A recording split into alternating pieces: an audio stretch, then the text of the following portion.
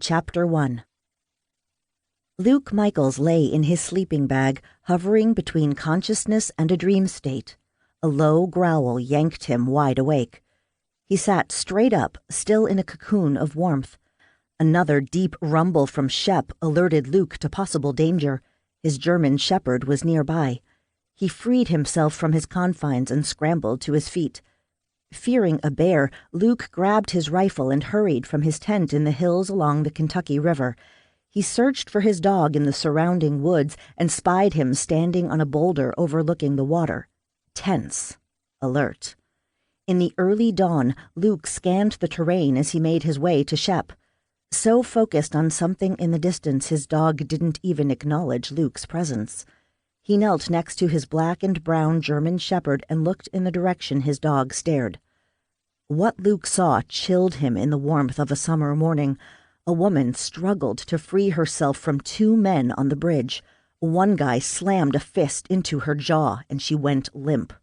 "Stay." Barefooted, Luke plowed into the dense brush along the river, moving as fast as he could toward the trio a couple 100 yards away. Something sharp pierced the sole of his foot. He couldn't stop to see what. He kept going. His gaze shifted from the terrain to the two thugs hoisting her over the side. Chains bound her. Heart pounding, he stopped and raised his rifle, but before he could get off a shot, the assailants let her go. Too late. She splashed into the water and sank below. Quickly, the two men disappeared from the side of the bridge. Clutching his rifle, Luke kept an eye on where she went into the river and raced as fast as he could nearer the location. He stopped on the bank closest to the area where she went under, laid his rifle down, and waded out into the cool water. He swam in the direction he thought she'd be, hoping she was still alive. The chains must have taken her to the bottom of the river. The very thought spurred him faster until he reached the spot. He dove down. The murky river limited his vision. He searched, sweeping his arms in front of him. He didn't want to add her death to the others he hadn't been able to save. He surfaced, drew in a deep breath, then went back down. His lungs hurt. Would she even be alive if he found her? He turned to swim up for another fortifying gulp of air when his foot brushed against something. He twisted back and felt around the muddy river.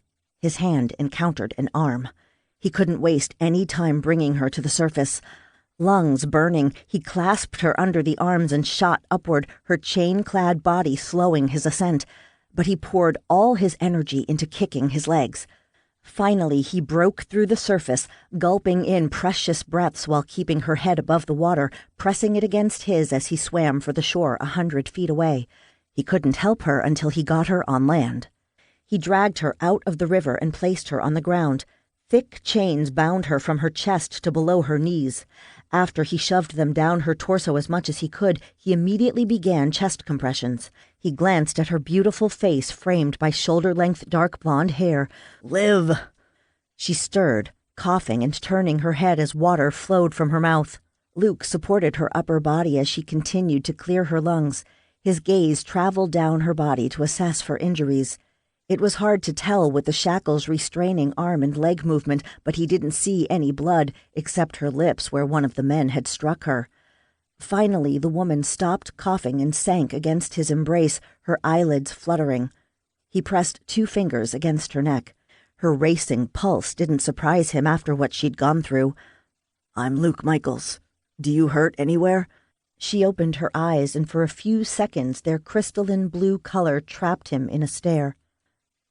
"No." She tried to sit up, but collapsed back against him. "Yes." She drew in a breath, then coughed again. "Hurt. All over." He placed her gently on the ground. "Let me see if I can get these chains off you." "Thanks," she murmured in a weak, raspy voice. He tugged on the restraints, but the 2 padlocks holding the manacles around her remained tightly closed. "I need to take you back to my tent. I might be able to pick the locks." He looked up at the bridge, no sight of the 2 men. "Besides, I don't think this is a safe place to stay." She rolled her head to the side to glance toward the bridge. "What happened?" "2 men threw you off the bridge." "Why?" "You don't know?" No, I don't. She closed her eyes. For a few seconds he thought she'd passed out, but when she fixed her gaze on his face, he released a long sigh. What do you remember?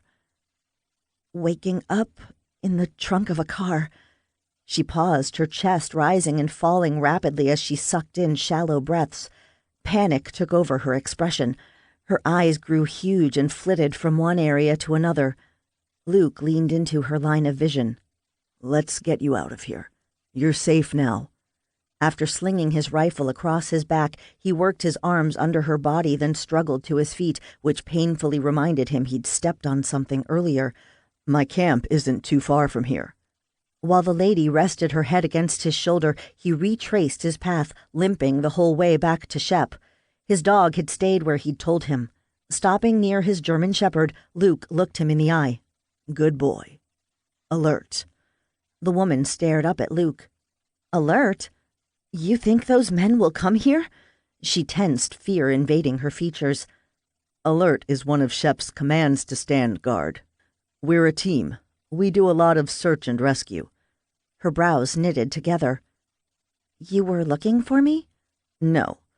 I like to go camping when I can get away. I was asleep when Shep alerted me that something was happening on the bridge. Luke ducked through the opening in the tent and laid her on his sleeping bag. What's your name? He moved to his backpack and rummaged through it until he found his Swiss Army knife. While he went to work on the first padlock, she remained silent. After opening the lock and removing part of her chains, he glanced up to find her eyes clouded, her eyebrows scrunched. Do you know who you are? Sure, she said slowly. Her gaze slid away from his face. He'd once rescued a couple of people who didn't remember anything about what had happened to them. Was she traumatized so much by what had occurred that she didn't even recall her name? After what he saw, it wouldn't surprise him if she had. He continued to work, turning his attention to the second lock. She would be sore and bruised from the shackles. As he released the last restraints from around her, she murmured, Megan Witherspoon. All I remember is 2 guys dragging me out of a trunk to the side of the bridge. So you have no idea how you got into the trunk? Megan shook her head. Do you know the 2 men? I don't think so. I only remember seeing one of them. The other was behind me. What did he look like? He's tall and husky, like a bodybuilder. Kneading the back of her neck, she stared at a spot on the tent above her. Short, dark hair. No, not short, but pulled back. She looked at Luke. I think it's long, but I'm not sure. And his eyes were so dark, I thought they were black. Where do you live? He asked as Megan, clad in wet jeans and a hot pink t-shirt, stretched her arms and legs as though making sure they worked before she struggled to sit up. He immediately assisted her. Sweetwater City. That's 20 miles from here. Is that where they grabbed you? Luke reached for his duffel bag and pulled it toward him. I think so. Another series of coughs racked her body, her eyes watering from the exertion. When that guy hit you, he cut your lip. He picked up a cloth and pressed it against her wound. Thanks. She took the towel and held it against her mouth. You need to report this to the police. No! She let her hand drop away from her face. I don't know why someone tried to kill me. All I can remember is leaving my house to run errands. Her voice quavered. After that, nothing. Until I woke up in the trunk. Frustration dominated her expression as she massaged her temples. Why would that keep her from reporting her abduction to the authorities? But surely the police... No. Those men think they killed me. How can I protect myself if I suddenly turn up alive, especially when I'm not sure what happened or what one of them looks like? Shivering, Megan hugged her arms. Nothing needs to be decided right now. You're soaking wet. I have a pair of sweatpants and a t-shirt you can put on. That sounds wonderful. When she smiled, her blue eyes lit as though the sun shone through them. He rummaged through his backpack, pulling out each article of clothing. Not quite your size, but dry. I'll make it work. Her gaze fixed on his left foot. You're bleeding. She gestured toward the cut. He turned to the duffel bag and withdrew his first aid kit. This is what happens when you run through the woods barefooted. It's nothing. It doesn't look like nothing to me. I can take care of it. He started to tell her not to worry, but the concern on her face warmed his heart. It's the least I can do for you. I appreciate it. He handed her the kit and sat so his left foot was near her. She laid his foot on her thigh, then went to work, cleaning the injury, then wrapping it in gauze. You should get a tetanus shot and possibly have stitches. I had a tetanus shot earlier this year. Her gentle touch soothed the throbbing pain. It looks like you've done this many times. I've worked with children. There. I'm done. He started to say more, but fear and weariness carved deep lines into her face. After putting the first aid kit away, he put on his shoes and socks, then stood, smiling. Thanks. He headed for the tent opening. While you change, I'll make breakfast and a pot of coffee. Come out when you're ready. As Luke left Megan, one question came to the foreground. She couldn't have been running errands today because it was 6 o'clock in the morning. So when was she kidnapped? His mind raced with hundreds of scenarios that could have landed her in this predicament. If only she remembered where she'd been, when she was there, and what made 2 men abduct her. The not knowing could definitely get her killed. Dressed in dry clothes, Megan glanced down at her attire of baggy, twice-her-size sweatpants while the t-shirt fell just above her knees. A chuckle escaped until she remembered being carried to the side of the bridge, chains encasing her. All she could do was buck and twist as she fought to escape her frightening fate.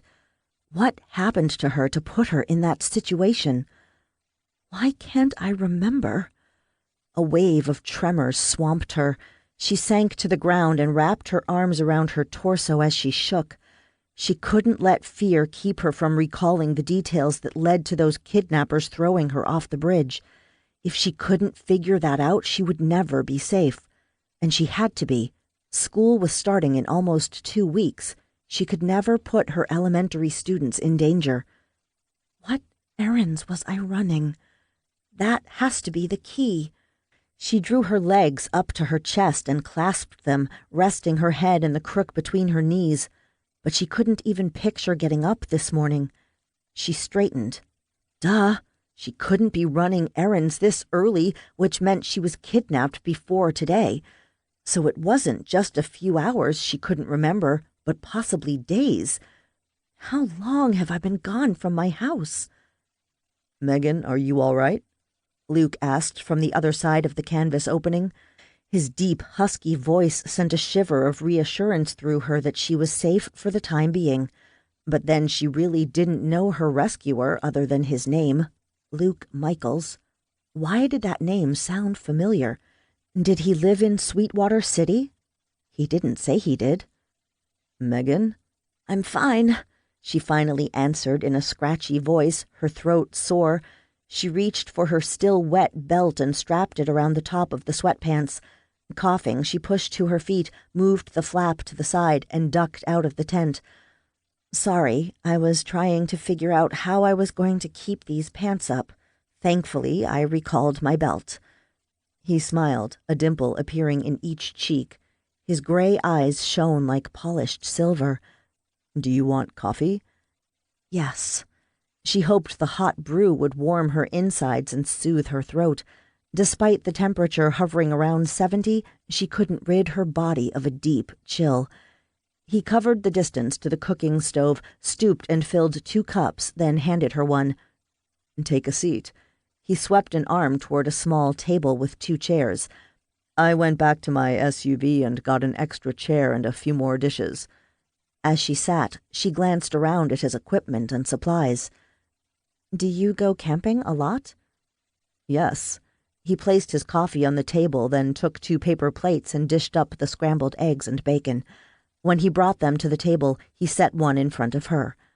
Shep and I are often involved in search and rescues in this area, but also around the country, so I have to be prepared for anything. I keep my SUV stocked with a lot of emergency supplies. Sometimes I don't have much time to pack because I need to get to the rescue spot quickly. He eased into the chair across from her. His brown dog with large patches of black moved to lie next to him. So you live in this area? Yes, on a horse farm between Lexington and Sweetwater City. She sipped her coffee, relishing the warmth. Well, I'm glad you were here today. I owe you my life. Thank you. His short brown hair was nearly dry after his plunge into the Kentucky River. If Shep hadn't growled, I wouldn't have known about you. He reached down and rubbed his dog. May I pet him? Sure, he loves people. Megan knelt next to Shep and held her hand out for him to smell. He licked her fingers. She laughed and stroked his back. Good boy. I hear you're my hero. Thanks. Shep rolled over and exposed his belly. Megan shifted her attention to that area. He likes you. I've never seen him do that with others. I'm glad. He's a beauty. She returned to her scrambled eggs. When I was a little girl, I had a German Shepherd. Her name was Lady, although she rarely acted like one. She'd get into all kinds of messes. Once she ate part of a white cake with a lot of icing for my birthday that was on the counter in the kitchen. She left me half. I didn't eat it, but I was tempted. I love cake, especially with thick icing. Luke chuckled. Wise decision. I'm an animal lover. What's the name of your horse farm? Riverdale Farm. He finished a piece of bacon, then turned his attention to his eggs. So that was why she knew his name. Every year she watched the Kentucky Derby. He had 2 winners in the past 5 or 6 years. You own Lightning Bolt? Yes, I put him out to stud this year. It's rare for a horse to be a Triple Crown winner. I was cheering him on. Is he stabled at Riverdale? Yes, and spoiled rotten. Do you want anything else to eat? He asked as she finished the last bite of her breakfast. No, but it was delicious. I usually don't eat bacon, but it was great. I guess when you come close to death, you perceive things differently. I know I have you to thank, Lord. You sent someone to rescue me. Now I need help figuring out what's going on. Have you thought about what you're going to do next? She wanted to say hide, but where would she be safe? Any suggestions besides going to the police in Sweetwater City? He opened his mouth to answer, but before he could, Shep jumped to his feet, a low growl emitting from between his bared teeth. Chapter 2. Luke quickly grabbed his rifle and put himself between Megan and the area where Shep centered his attention. Through the foliage he spied the culprit. It's a medium-sized black bear. He must have gotten a whiff of the bacon. Megan stood up. What should I do? At the moment, nothing. My car is about 500 yards away. Too far to make a dash for it. Shep, speak. His dog's fierce snarl turned to barking. He isn't going to fight the bear, is he? Megan's voice sounded faint over the loud noise coming from his German Shepherd. No. Unless I give him the command, Shep will stay put. A minute later, the bear ambled back into the denser vegetation. Shep continued to yelp and growl until Luke said, Shep, stop. Silence reigned almost instantly. I have a dog. She isn't nearly trained as well as Shep. Oh no! Luke spun around and faced Megan, whose hand covered her mouth, her eyes round. What's wrong? I don't know how long I've been gone. Lady's been alone, possibly for days. What day is it? Friday. Her tensed shoulders sagged. Good. That means I've only been gone a day. You've remembered more of what happened? The words had just come out of her mouth. Then she recalled why. Not much, but Thursday was the day I was going to run errands. I need to get home. She's probably worried where I am. I agree we should leave, but I still think you need to go to the police first. I know the police chief in Sweetwater City. She shook her head. First, I want to get Lady. I know I'm in danger if the 2 kidnappers discover I'm alive, but my poodle is like a member of my family. Lady is a poodle? This isn't the dog you talked about earlier? No, I named my poodle after my German shepherd I had years ago. I'll pack up the car before the bear gets the idea to return. We'll go by your house and pick up Lady and whatever else you'll need for the next week or so. It's probably not a good idea for you to stay at your place until we figure out what's going on." We had slipped out before he realized it. He'd saved her, and he had no intention of those two thugs finding her and completing the job. "I'm still not sure about going to the police station." "Why?" "I don't know, but every time you mention the police, my stomach tightens." "I've worked closely with Chief Franklin several times on search and rescues." Could one of his officers be involved in what happened to Megan? He didn't want to believe that.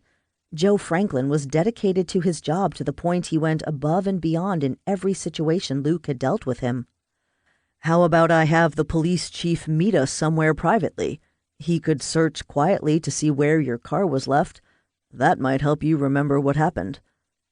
"That would probably be okay. What can I do to help you pack your car?" She gestured toward the camping equipment around her. Something was wrong. She examined her right hand.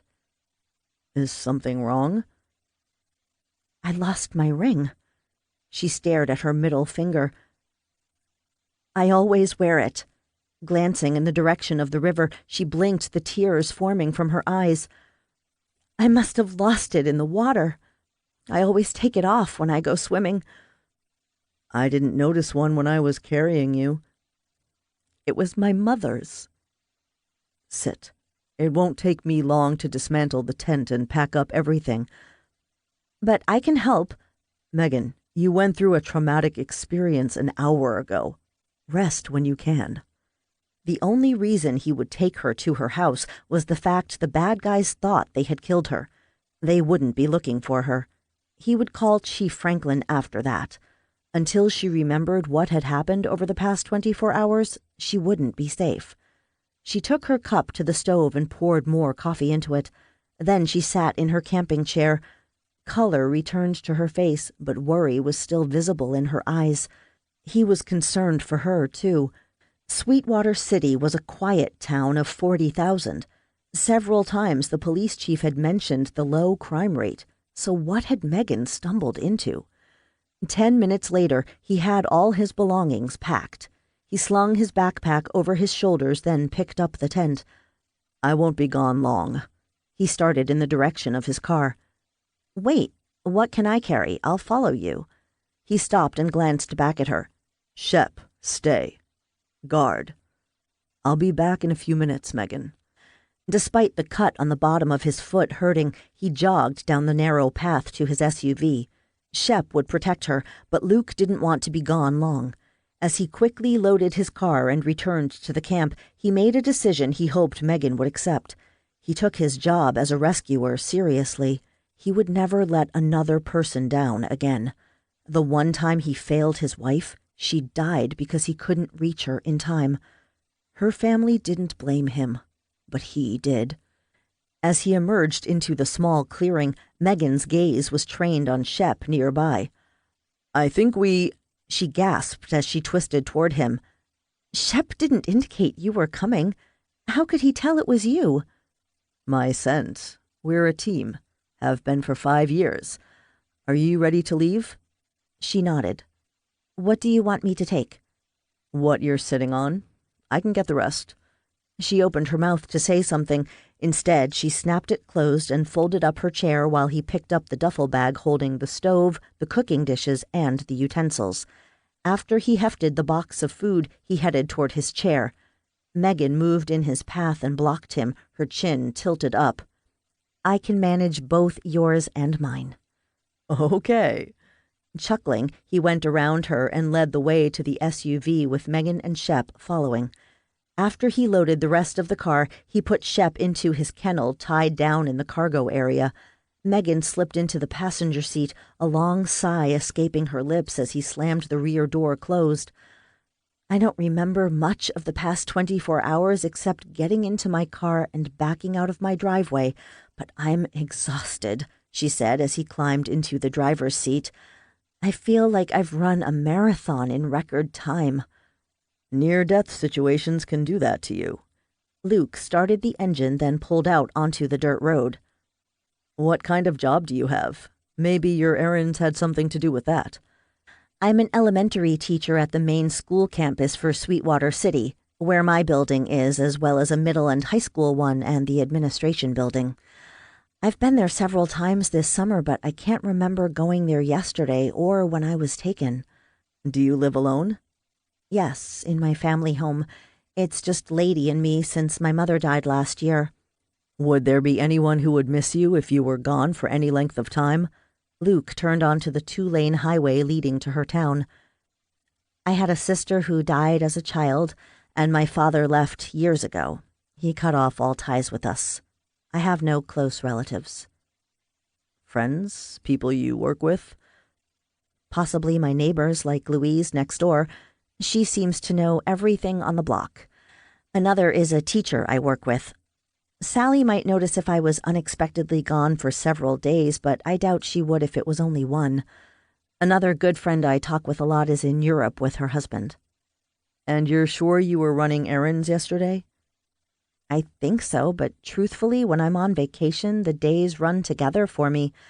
Now, if it was during the school year, I would know exactly. I have a set routine, but purposefully avoid one when I'm not teaching. That's the rebel in me. Megan sent him a smile and relaxed back against the headrest. I know what you mean. When I retired from my job on Wall Street, it was a cultural shock to my system. Life on a horse farm and work in the financial district are totally different. You're retired? You look about 30. He chuckled. I'm 37, and I've been retired from Wall Street since I was 33. Even before his wife had died and everything fell apart, consuming wealth had dominated too much of his life. What made you buy a horse farm? I didn't. It's been in my family for decades, handed down from one generation to the next. My parents retired to Florida and turned it over to my sister and me. We run it together. But enough about me. What made you become a teacher? A lot of teachers in my family. My mother loved being one, but the real reason is that I enjoy working with children and helping them navigate through this world. He and his wife, Rochelle, had wanted kids, but their busy lives had forced them to postpone the wish until life settled down, which never seemed to happen. He shook the memory from his mind. He needed to remain focused on Megan. She was in trouble. As he neared the outskirts of Sweetwater City, Megan's demeanor changed. For a while, when they talked about their work, she had relaxed.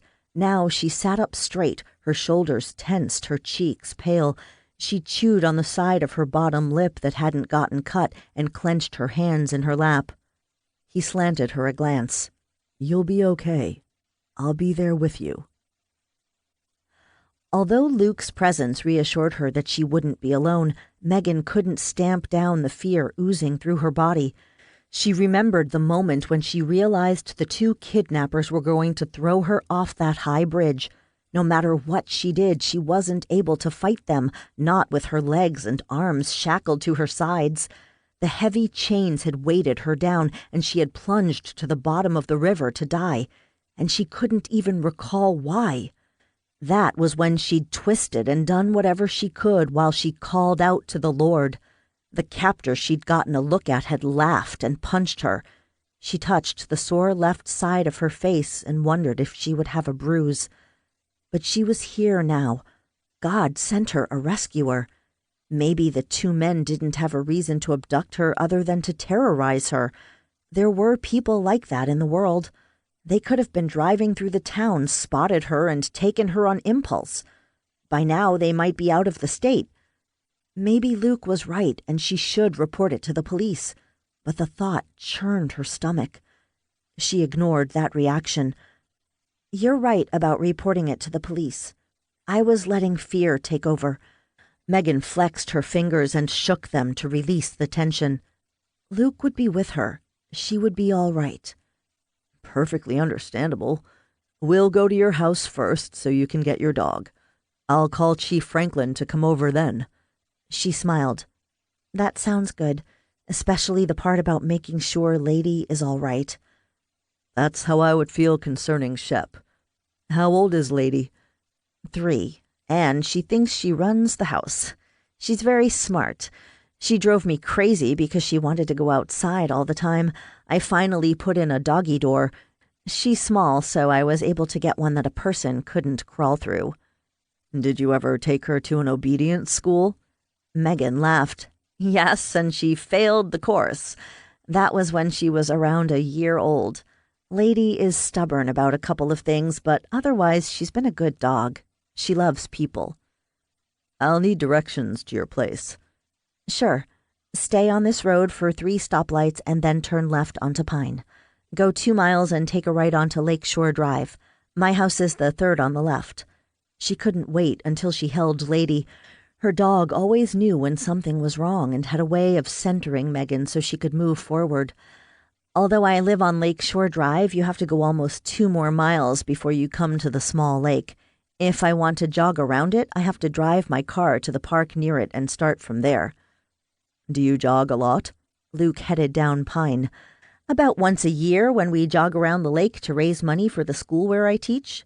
The prospects of seeing the haven she'd lived in all her life lent lightness to her reply.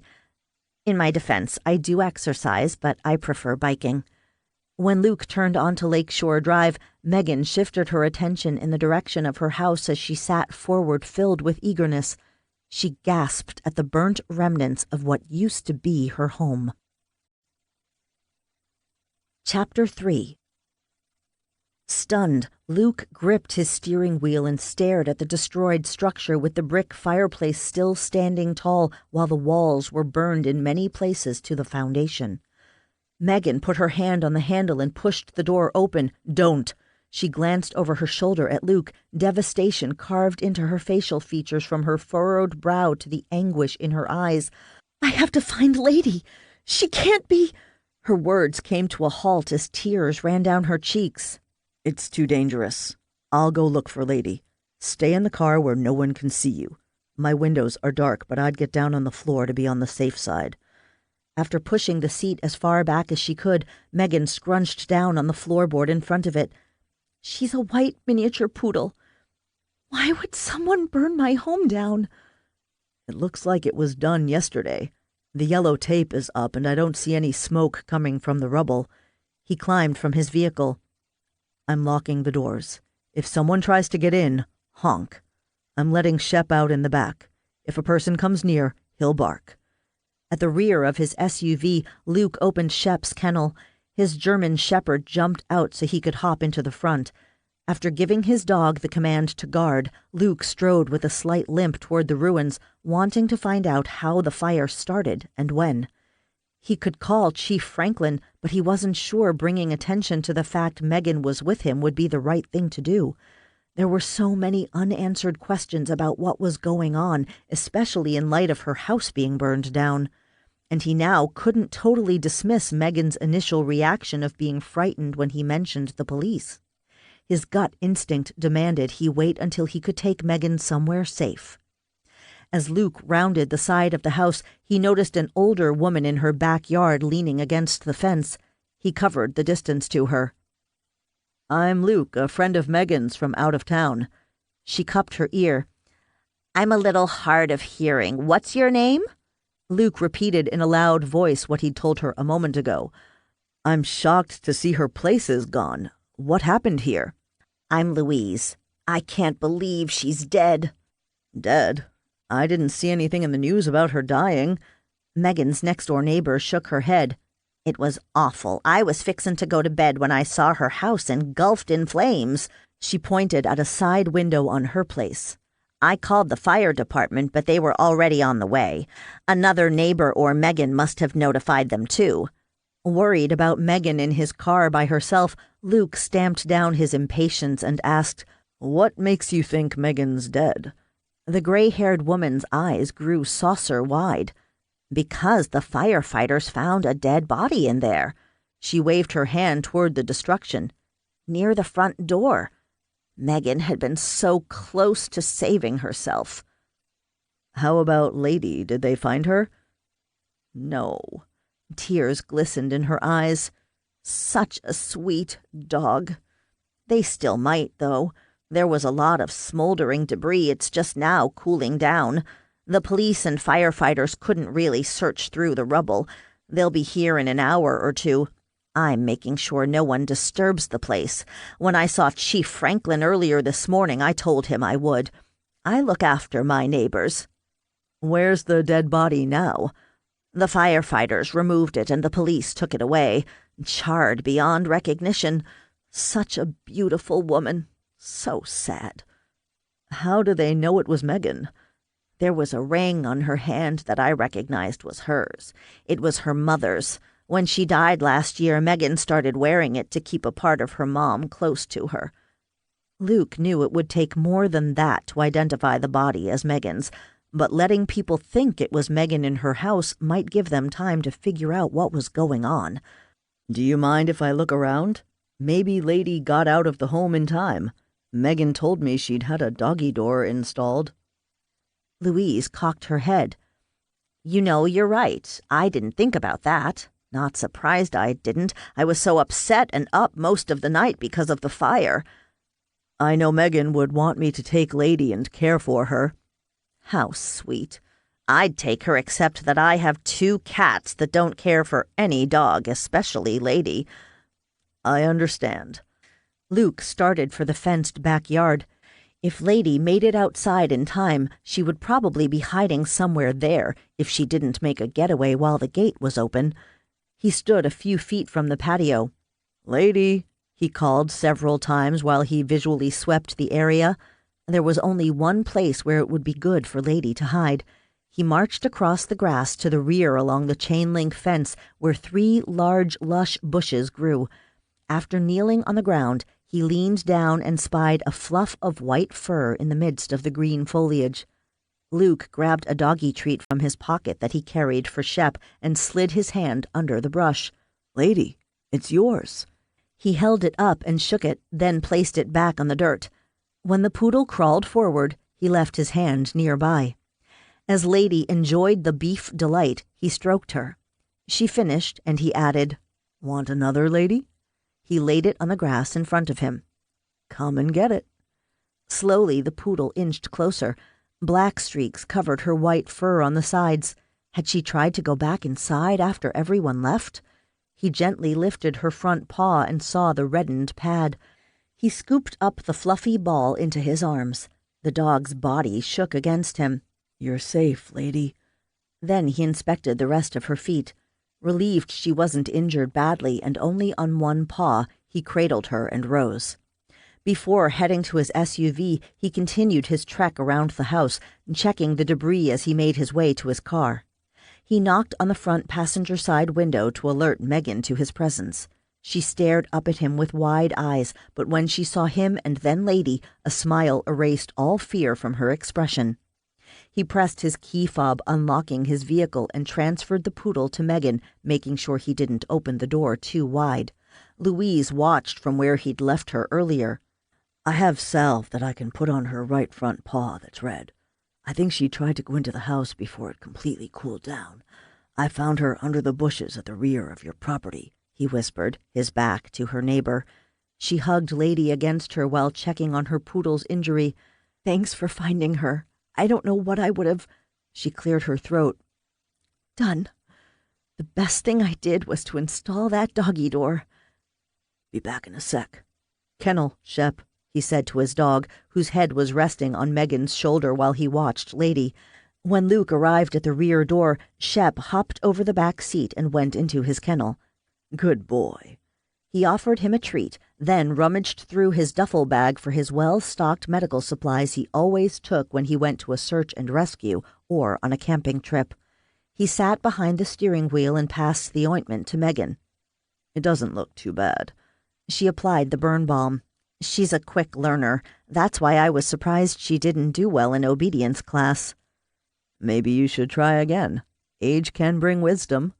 Luke glimpsed toward where the neighbor had been and noticed Louise crossing Megan's yard, heading for him.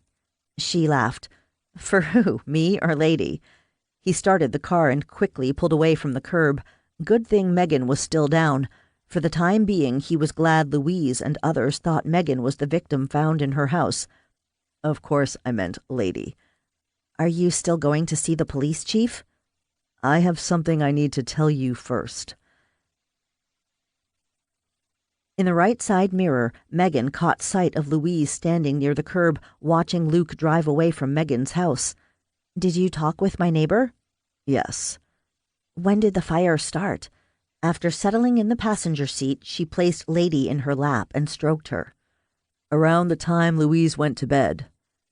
She usually retires early, between 8 and 9. Her covered walkway and detached garage had minimal damage. Her car could be inside. She pressed her fingertips against her temple and massaged it as though that action would magically return her memory to what had happened to her when she ran her errands. So right after dark. That makes sense. My theory is one or both of the men came to your house and torched it, but not before they left a body inside to burn. She whipped her head around to look at Luke. A dead body in her house? The thought heightened her fear. What body? Why would they do that? The police think it's you. According to your neighbor, the body was badly burned, which makes it hard to identify. Maybe your abductors wanted it to appear as though you were in the house. Why do the police think it's me? The woman was wearing your mother's ring you wear all the time. Megan stared at her right hand where the ring usually was. So I didn't lose it in the river. The kidnappers took it. What's going on? What did I see? If anybody knows what's happening, it would be Louise. I love her, but she's a busybody. Her heartbeat accelerated, its pounding hammering against her skull. Good thing we got away before she saw you in my car. Yeah. I don't want her to get hurt. She's been a good neighbor for years. I need to warn her. I think you need to get out of town. Contacting Louise could put her in danger, especially if she starts asking questions and the wrong person hears. My horse farm is only 45 minutes away. We need to think carefully about our next move. We? Our? She liked the sound of those words. She didn't feel so alone, but he'd already put himself in danger by rescuing her. What about the police chief? Aren't you going to call him and meet with him? I'm having second thoughts until we can figure out what's going on. Whoever is behind this won't hesitate to kill. Chief Franklin is someone I've worked with on several rescues, but not a close friend. He seems trustworthy, but if I'm wrong, the price is too high. Was she being naive to trust Luke Michaels? She knew of him, and what she'd heard and read about him had been positive, but the only one she could trust totally was the Lord. What do I do, God? You'll be safe at my farm. My sister stays in the main house. My housekeeper and farm manager, as well as several hands, live in other buildings there, and because of the expensive studs I have, my security is good. But even better, we didn't know each other until this morning. I only told Louise my first name. No one will know you're at my house. You can stay there under an assumed name. You sound like you're familiar with security measures. About all I've ever done is lock my doors. I've lived in Sweetwater City all my life and know a lot of the people.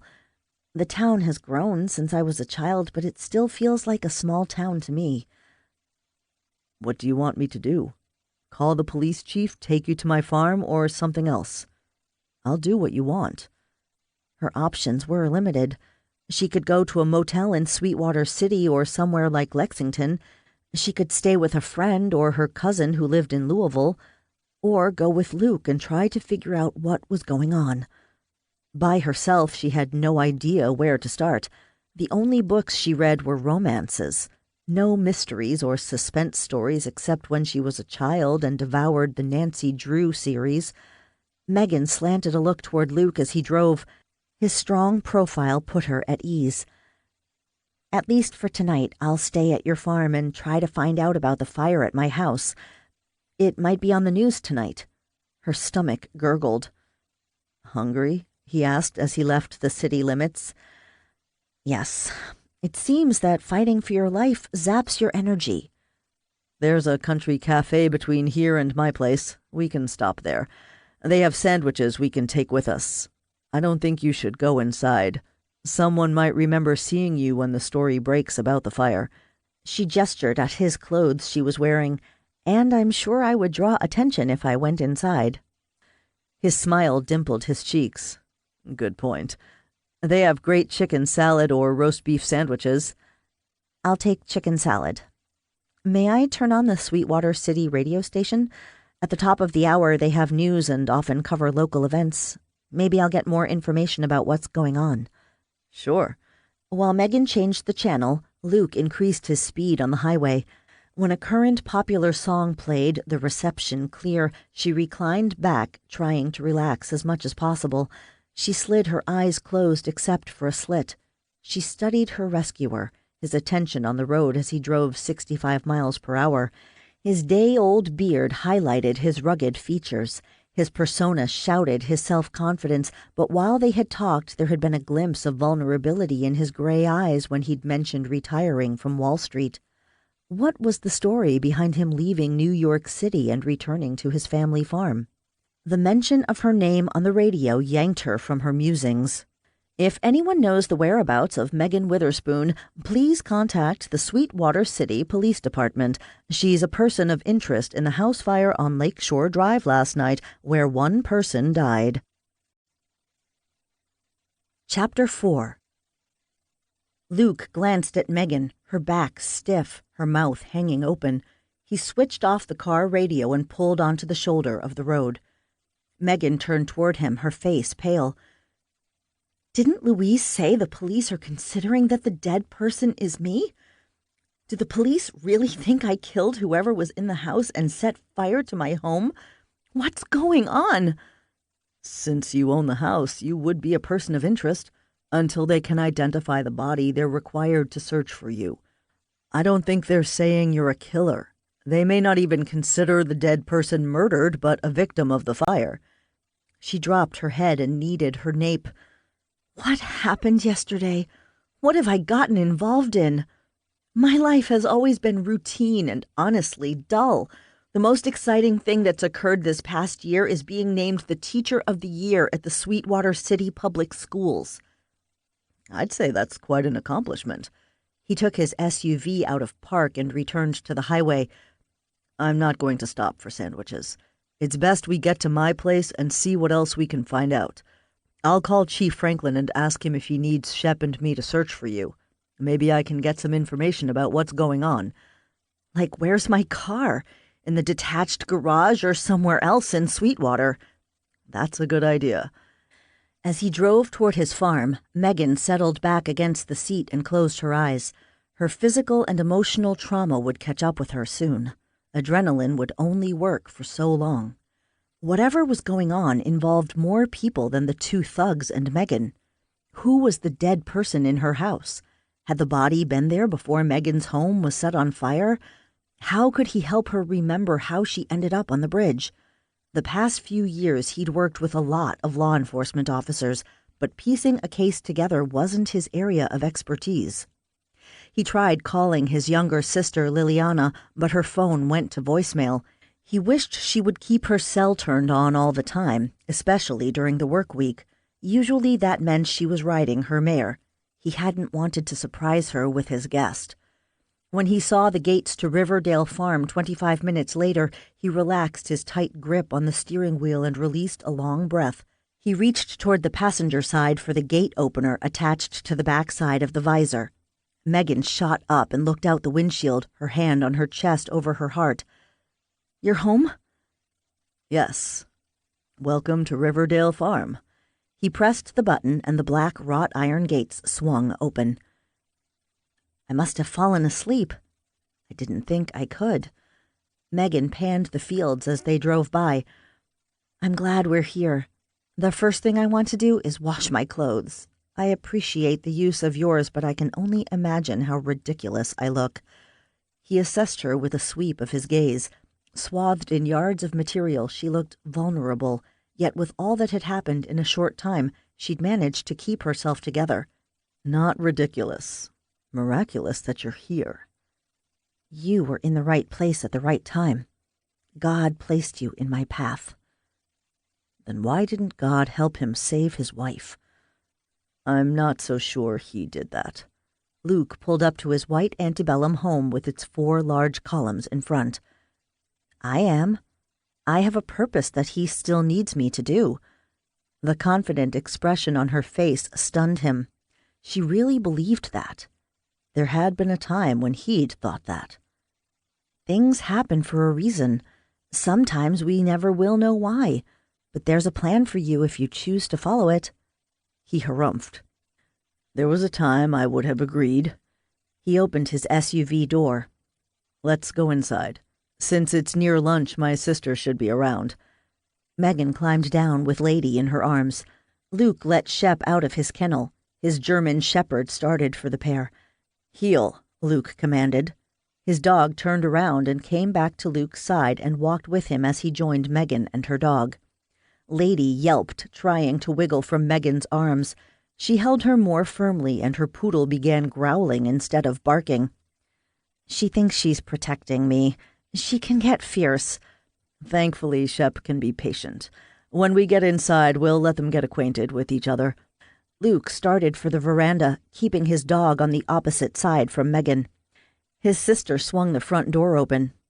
I thought you were staying for 2 days. Her gaze skipped to Megan, then back to him. My plans changed. Liliana, this is Megan Witherspoon. Megan smiled. Nice to meet you. Don't pay attention to Lady. She'll settle down. She's a little distraught. My house burned down with her inside. It burned down? Oh, I'm so sorry. Where do you live? Sweetwater City. Lady shifted between barking and growling. Maybe she's more upset than a little. Megan's cheeks reddened. Liliana chuckled. I love poodles. I used to have one. I know how strong-minded they can be. Come on inside where it's cooler and you can tell me how you two know each other. She winked at him. Luke followed his sister and Megan into the large foyer. Let's see if we can introduce Lady and Shep first. Put her down on the floor, but still have a hold on her.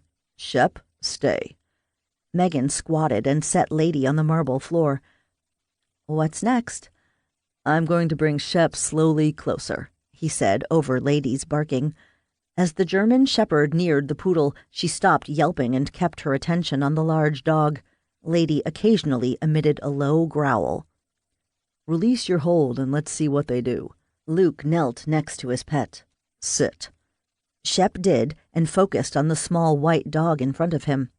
He lowered his head and sniffed the air around Lady. She inched closer and smelled Shep's front paws. Shep licked the top of the poodle's head. Luke tensed and Megan reached for Lady. She slipped from her owner's grasp and charged Shep, slobbered on his nearest foot, then darted back to Megan. The poodle began barking again, but the tone was different, as though she was playing a game with Shep. His dog plopped down on the floor and stretched out as Lady ran circles around him. Megan stood, chuckling. The neighbors across the street have a black lab, and Lady plays with her all the time. But then there's another big dog in the park she actually chases away from her. My poodle was called Susie, and she was black. Shep came to live here a few years ago. Susie was 15, and he was especially gentle with her as her health began to decline. Liliana looked around at the duffel bag and backpack that he'd brought inside. Do you have any belongings, Megan? A wet pair of jeans and a shirt that's probably dry by now. She pointed to her feet. And these damp tennis shoes. Obviously there's a story behind why you're wearing Luke's clothes and yours are wet. I met Megan while she was drowning in the river. I saved her. Liliana's forehead furrowed. I have a ton of questions, but first thing you should do is change into clothes that actually fit. I think, Liliana ran her gaze down Megan's length, I have clothes that are your size. Why don't you come upstairs and pick out something to wear? Then I'll throw a load into the washing machine with your items. I have some sandals that should be your size. I'll wash your tennis shoes, too. Megan smiled. That sounds wonderful. If it wasn't for my belt, I wouldn't even be able to wear these sweatpants. Liliana mounted the first stair. Were you there when your house caught on fire? No, I wasn't there when it happened, Megan said with a touch of pain as she followed his sister up to the second floor. You were at the river? Not exactly the river, but the bridge over it. Luke started to interrupt Liliana about discussing what happened to Megan. then decided that she could determine how much she wanted his sister to know. Liliana knew how to keep a secret. He didn't want anyone else at Riverdale to know who Megan was or why she was here. Not that he thought any of his employees would turn her in, but if just one of them let something slip, that could lead to the people who tried to kill her finding out where she was. He was hoping in the next day or so that Megan would start remembering what occurred yesterday. Maybe in a safe environment, her memory would return. In the deserted, darkened corridor, Megan removed her sunglasses as she started toward her classroom. When she rounded the corner, she spotted a large man with dark hair leave the women's restroom for teachers at the far end of the hall and exit the school building through a door that remained locked during the summer. When she came to ready her class for the coming school year, the north door was the only one kept unlocked during the daytime. She neared the bathroom to enter, partially curious why that man came out of it. Megan reached out to push the door open. Her hand shook as she touched it. She came to a halt, bringing her arm back to her side. Sweat popped out on her upper lip. She couldn't move, as though frozen to the floor. Her heartbeat echoed through her head. A yelp penetrated her mind. The pressure of tiny paws on her chest demanded her full attention, drawing her away from the looming metal restroom door. Her eyes flew open, and she stared at a burgundy canopy above, her mind groggy as if halfway between the world of sleep and wakefulness. Where am I? Another bark lanced through her skull, and she rolled her head to the side. Lady licked Megan's face, then nudged her. I'm at Luke's place. The thought calmed her racing heartbeat. Safe. Do you need to go outside? Her poodle flew off the bed and stood by the closed door, prancing side to side, a sign she couldn't wait much longer. Megan hurried, slipping a pair of Liliana's sandals on as she covered the space between them.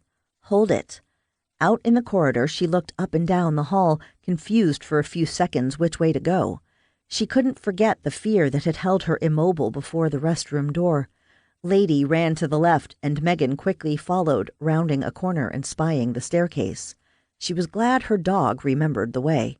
Luke's house was huge. As though Lady knew the home well, she charged down the steps and across the large foyer. She paced in front of the double doors that led outside. Megan didn't have a leash with her. The thought made her hesitate letting Lady outside, but a series of yaps urged her to move faster. The second there was room, Lady bolted through the narrow opening. She found a patch of green grass near the veranda and relieved herself. I'm glad you got some rest, Luke said in a deep, husky voice coming from the left. Her breath caught for a few seconds before she remembered to exhale. She turned in his direction. You didn't get any rest? Luke sat in a white wicker chair in a grouping at the far end of the veranda. Am I that obvious?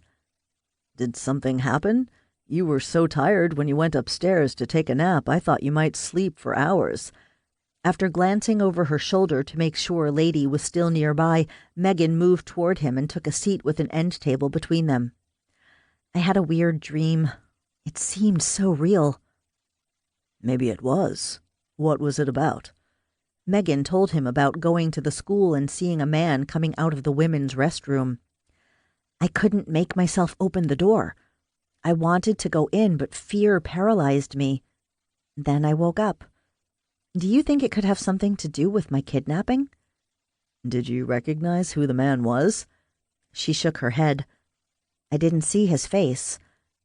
How did you know it was a man? Well, I don't know. Maybe it was his build and the way he walked. She shrugged. It was probably nothing. Or your subconscious is trying to tell you something, possibly about yesterday. And I'm blocking it? Maybe. Let's see what the local news says this evening. You went through a traumatic incident, and your mind is trying to protect you by keeping you in the dark. She smiled. You sound like a therapist. He scrunched his forehead, and his eyes clouded as though he was remembering something in the past. I had one tell me that once. Did you eventually remember? She wanted to ask him what happened, but she didn't want to pry. He stared at the front yard. Yes, when I was better able to deal with it. The sadness in his expression made her wonder if he had really dealt with it, but it wasn't her place to ask. She wished she could help him. He'd certainly been there for her when she needed it. But I have to remember now, or I'll never feel safe. You're not alone. The intensity in his eyes gave her a feeling of security. Thank you, Lord, for sending him to rescue me. Lady's high-pitched yelps filled the air. She swiveled her attention in the direction of the sound and stood as her poodle charged Shep, who was lying on the grass. They're all right. I've been watching them. They're playing. Lady jumped over Shep's back, then ran around the German shepherd several times, barking the whole time as though challenging the bigger dog to get her. Instead, Shep rolled over, his tail wagging. He has the patience of Job. Megan took a seat again. Yes, and he's teaching me the importance of it. My students do that every year. What grade do you teach? 3rd for the last few years. She panned the landscape of gently rolling hills and pastures full of horses. Your farm is beautiful. Would you like a tour? Yes, but what about your employees seeing me? They might recognize me from the news? He frowned. Surely we can come up with something to disguise you as a precaution. Great. Will I get to see Lightning Bolt? I think I can manage it. Luke rose. Let's round up the dogs, then go see what Liliana has that you can use. I thought she was going to the stables. Megan pushed to her feet. That's right. She won't mind.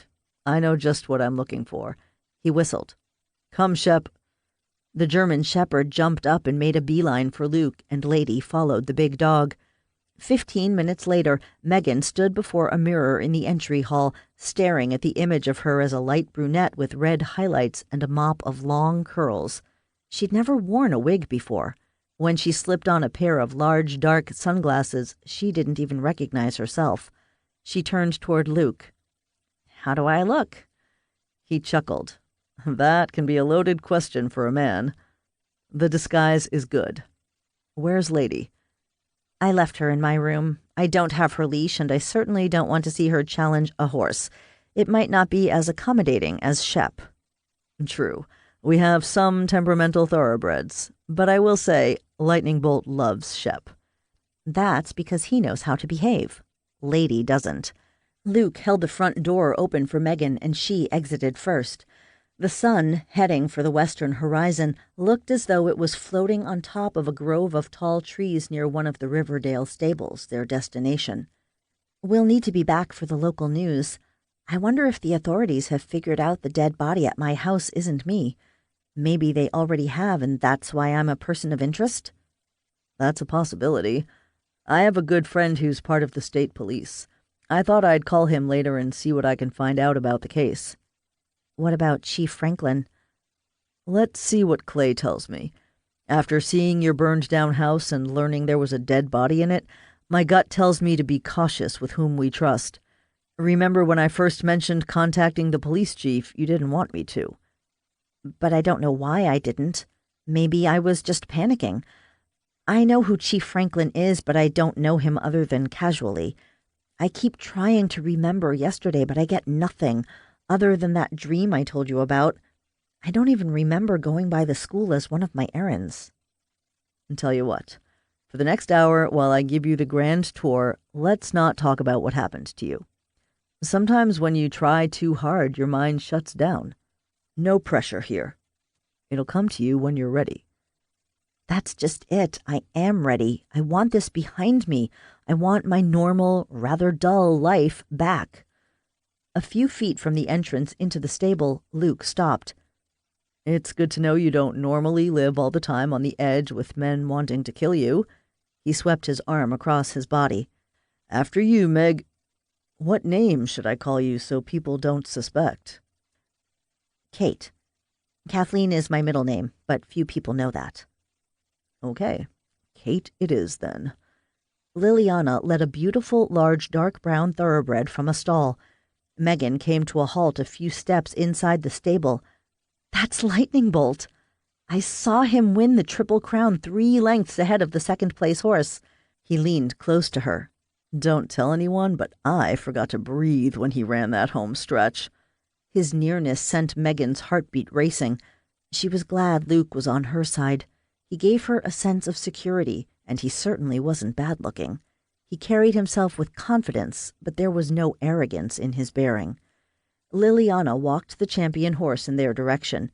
She paused near Megan, a twinkle dancing in her eyes. "You look better in that wig than I ever did. I bought it when I thought I wanted my hair to be auburn, leaning more toward the redhead side. After wearing it for a few weeks, I decided I liked how I am." Luke's sister had the same dark brown, almost black hair he did. In fact, the two looked a lot alike, especially in the gray color of their eyes and dark, long eyelashes. "It was a shock when I put it on, but it does change my appearance, so hopefully no one recognizes me," Megan said. "I heard you wanted to see Lightning Bolt. I was on my way to let him loose in his paddock." Liliana shifted her attention to Luke. The farrier changed his shoes. "That ought to keep him for a while." Luke took the reins from Liliana. "We'll take him to his pasture." "Thanks. I don't want to be late for my date." Luke raised his eyebrows. "Date? This is the first I've heard about you dating anyone." Liliana settled her fists on her waist. "You may be my big brother, but you are not my keeper." He laughed. "I know how to rile you. You're a grown woman and can certainly choose your own date, but I can still check out the guy when he comes to pick you up. We're a small family." "Not this time. I'm meeting him in Lexington at the horse sale at Keeneland." "Who is he?" "Our vet, and it really isn't an official date. I just wanted to see your reaction." Megan enjoyed the teasing exchange between Luke and his sister. She'd lost her sister so long ago, she'd forgotten what it was like. "Bye, y'all." Liliana headed for the exit, stopped, and twisted around. "When I was putting the load of wash in earlier, I found a ring with 2 keys on it. They were in your jeans pocket. I left it on the table in the laundry room." "Keys? To what? The school and her classroom?" When she saw them, she should know, she hoped. "Thanks, I'll get them later." Megan slowly placed her hand on Lightning Bolt's neck and stroked the big dark brown stud. When she stopped patting the stallion, he looked back at her and nudged her arm. "He likes you. You found the special spot he enjoys being rubbed." "He's a beauty." "Shh." Luke grinned and winked. "Don't let him hear you. He's all male. I don't want him thinking otherwise." "Then he's handsome. Is that better?" "Much better." Chuckling, Luke walked toward the rear exit, passing and nodding to an employee in a stall. "Who's he?" Megan asked when they stepped outside. "My foreman, Malcolm Wright. He worked for my dad, and I was thrilled when he said he would stay on when my parents turned over the farm to Liliana and me. His presence allows me to leave when Shep and I are needed for a search and rescue." Not far from the stable, Luke opened a gate to a field and released Lightning Bolt. As the stallion trotted off, Megan scanned the other paddocks. "Are all of these for stallions?" "Yes. Most of these horses are part of my stable, but there are a few that are boarded here. I have another barn where I keep my horses that are still racing. Slowly I'm changing over totally to a stud farm." Megan gestured toward a big red stallion in the field next to Lightning Bolt. "Who's that?" "Red Clover. He's been retired for years, and his lineage has proven to be excellent. His son won the Kentucky Derby this year." Megan covered the distance to another paddock where a white horse loped along the perimeter. "He's handsome. What's his name?" She leaned against the wooden slats painted black as all the fences were at Riverdale Farm. "Snowstorm." The stallion stopped, looked at them, then turned in their direction and charged forward. Luke clasped her shoulder and pulled her back. "He's temperamental and a loner." Snowstorm veered off to the right. Megan watched him, her heart thumping against her ribcage. When she turned toward Luke, she caught sight of a vehicle coming toward the stable. A sheriff's car. Her pulse raced and sweat beaded her forehead. Chapter 5. Why was Sheriff Clinton coming to Riverdale? Luke strode toward the front entrance into the stable. He hated leaving Megan alone outside the back door, but he didn't want to test her disguise. Right before he'd left her, she gripped his arm and told him in her dream that the man leaving the women's restroom at school had been dressed in navy blue slacks and a short-sleeved shirt, like a Sweetwater City police officer. She couldn't remember if he wore a gun belt or not.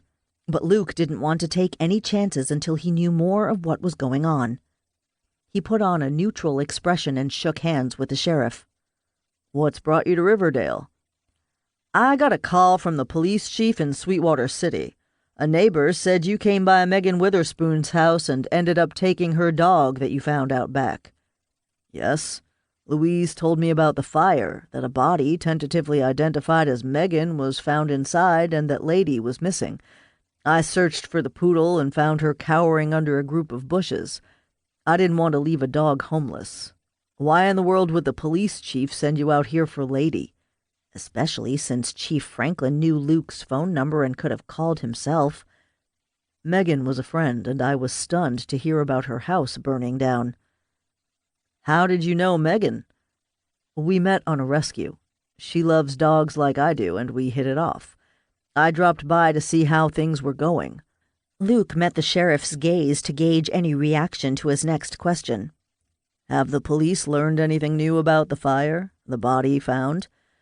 "The body in Megan Witherspoon's house fits her height and other indicators like a ring she was wearing. Her car was in the garage, but there's another missing woman in Sweetwater City. She's of similar height to Megan. The police are trying to ID the body to make sure it's Megan, so they're chasing down any leads." Luke's gut tightened.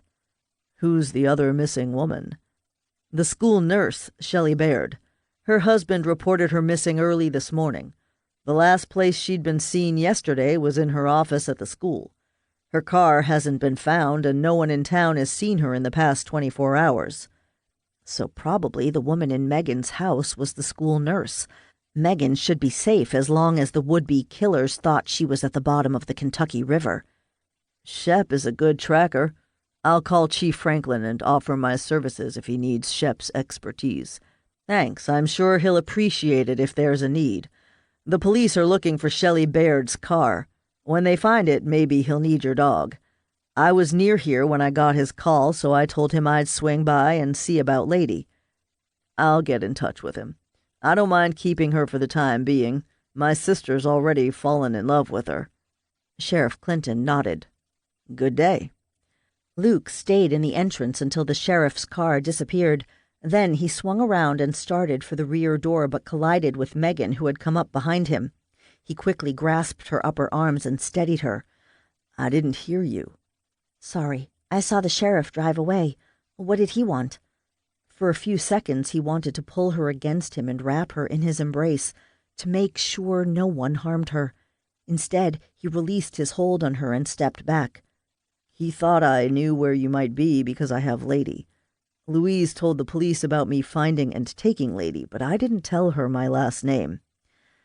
"Louise is known for keeping an eye on the street, especially during the day when most of the people are at work. She might have jotted down your license plate number when you drove away." "I wish she'd been that vigilant last night." "So do I. I grew up in that home." Her expression made Luke wish he didn't have to tell her what else the sheriff had said, but she needed to know. It might help her figure out what happened. "Your car was in your garage, and there's another missing woman, Shelley Baird." Megan sucked in a deep breath, her color flushed from her face. "Do you remember seeing her at school yesterday?" She closed her eyes and dropped her chin. When she raised her head, she shook it. "The only memory is what I told you about my dream. I don't even know if that's right." She scrubbed her hand across her forehead.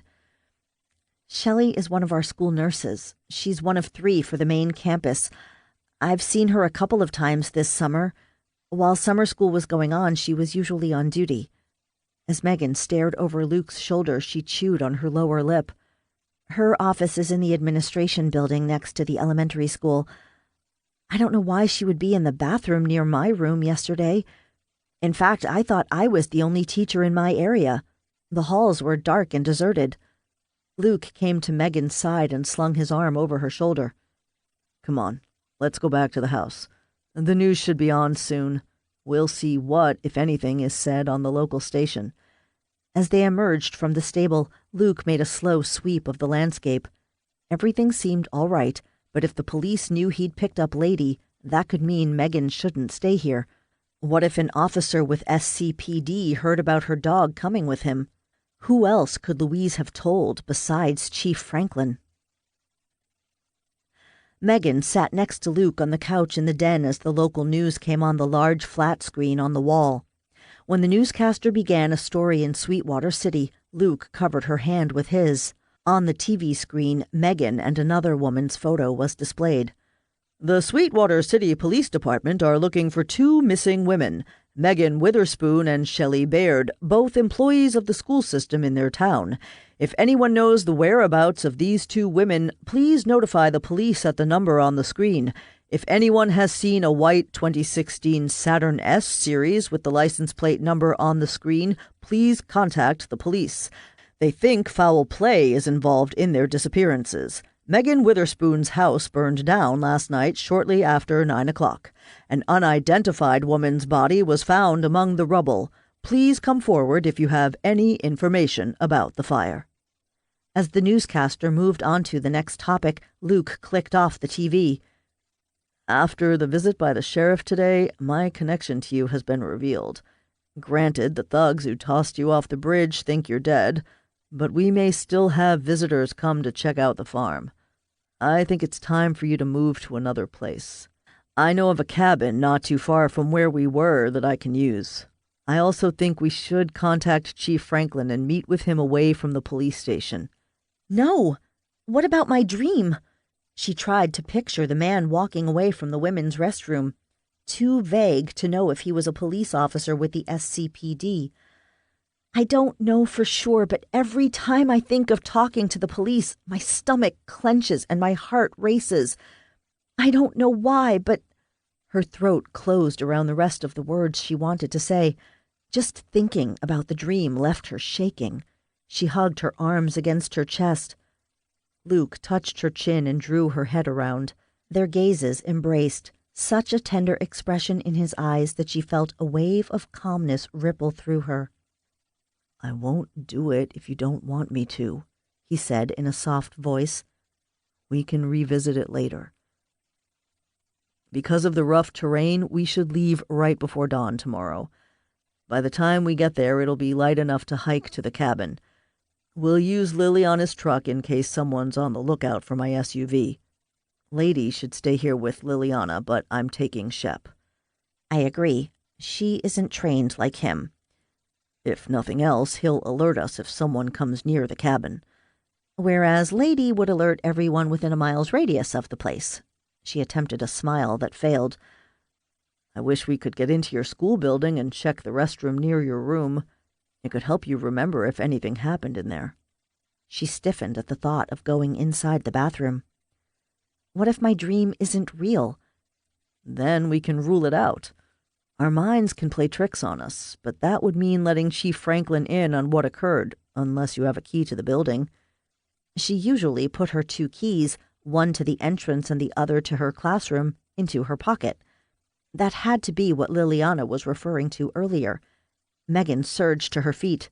Where's the laundry room? I think the keys are in there on a table. Luke rose. Let's go see. Nadine should have dinner ready before she leaves for the guest house on the farm. Earlier in the day, Megan had met Nadine, an older woman who had worked for the Michaels family for 20 years. She ran the house and supervised 2 maids who came in twice a week to clean.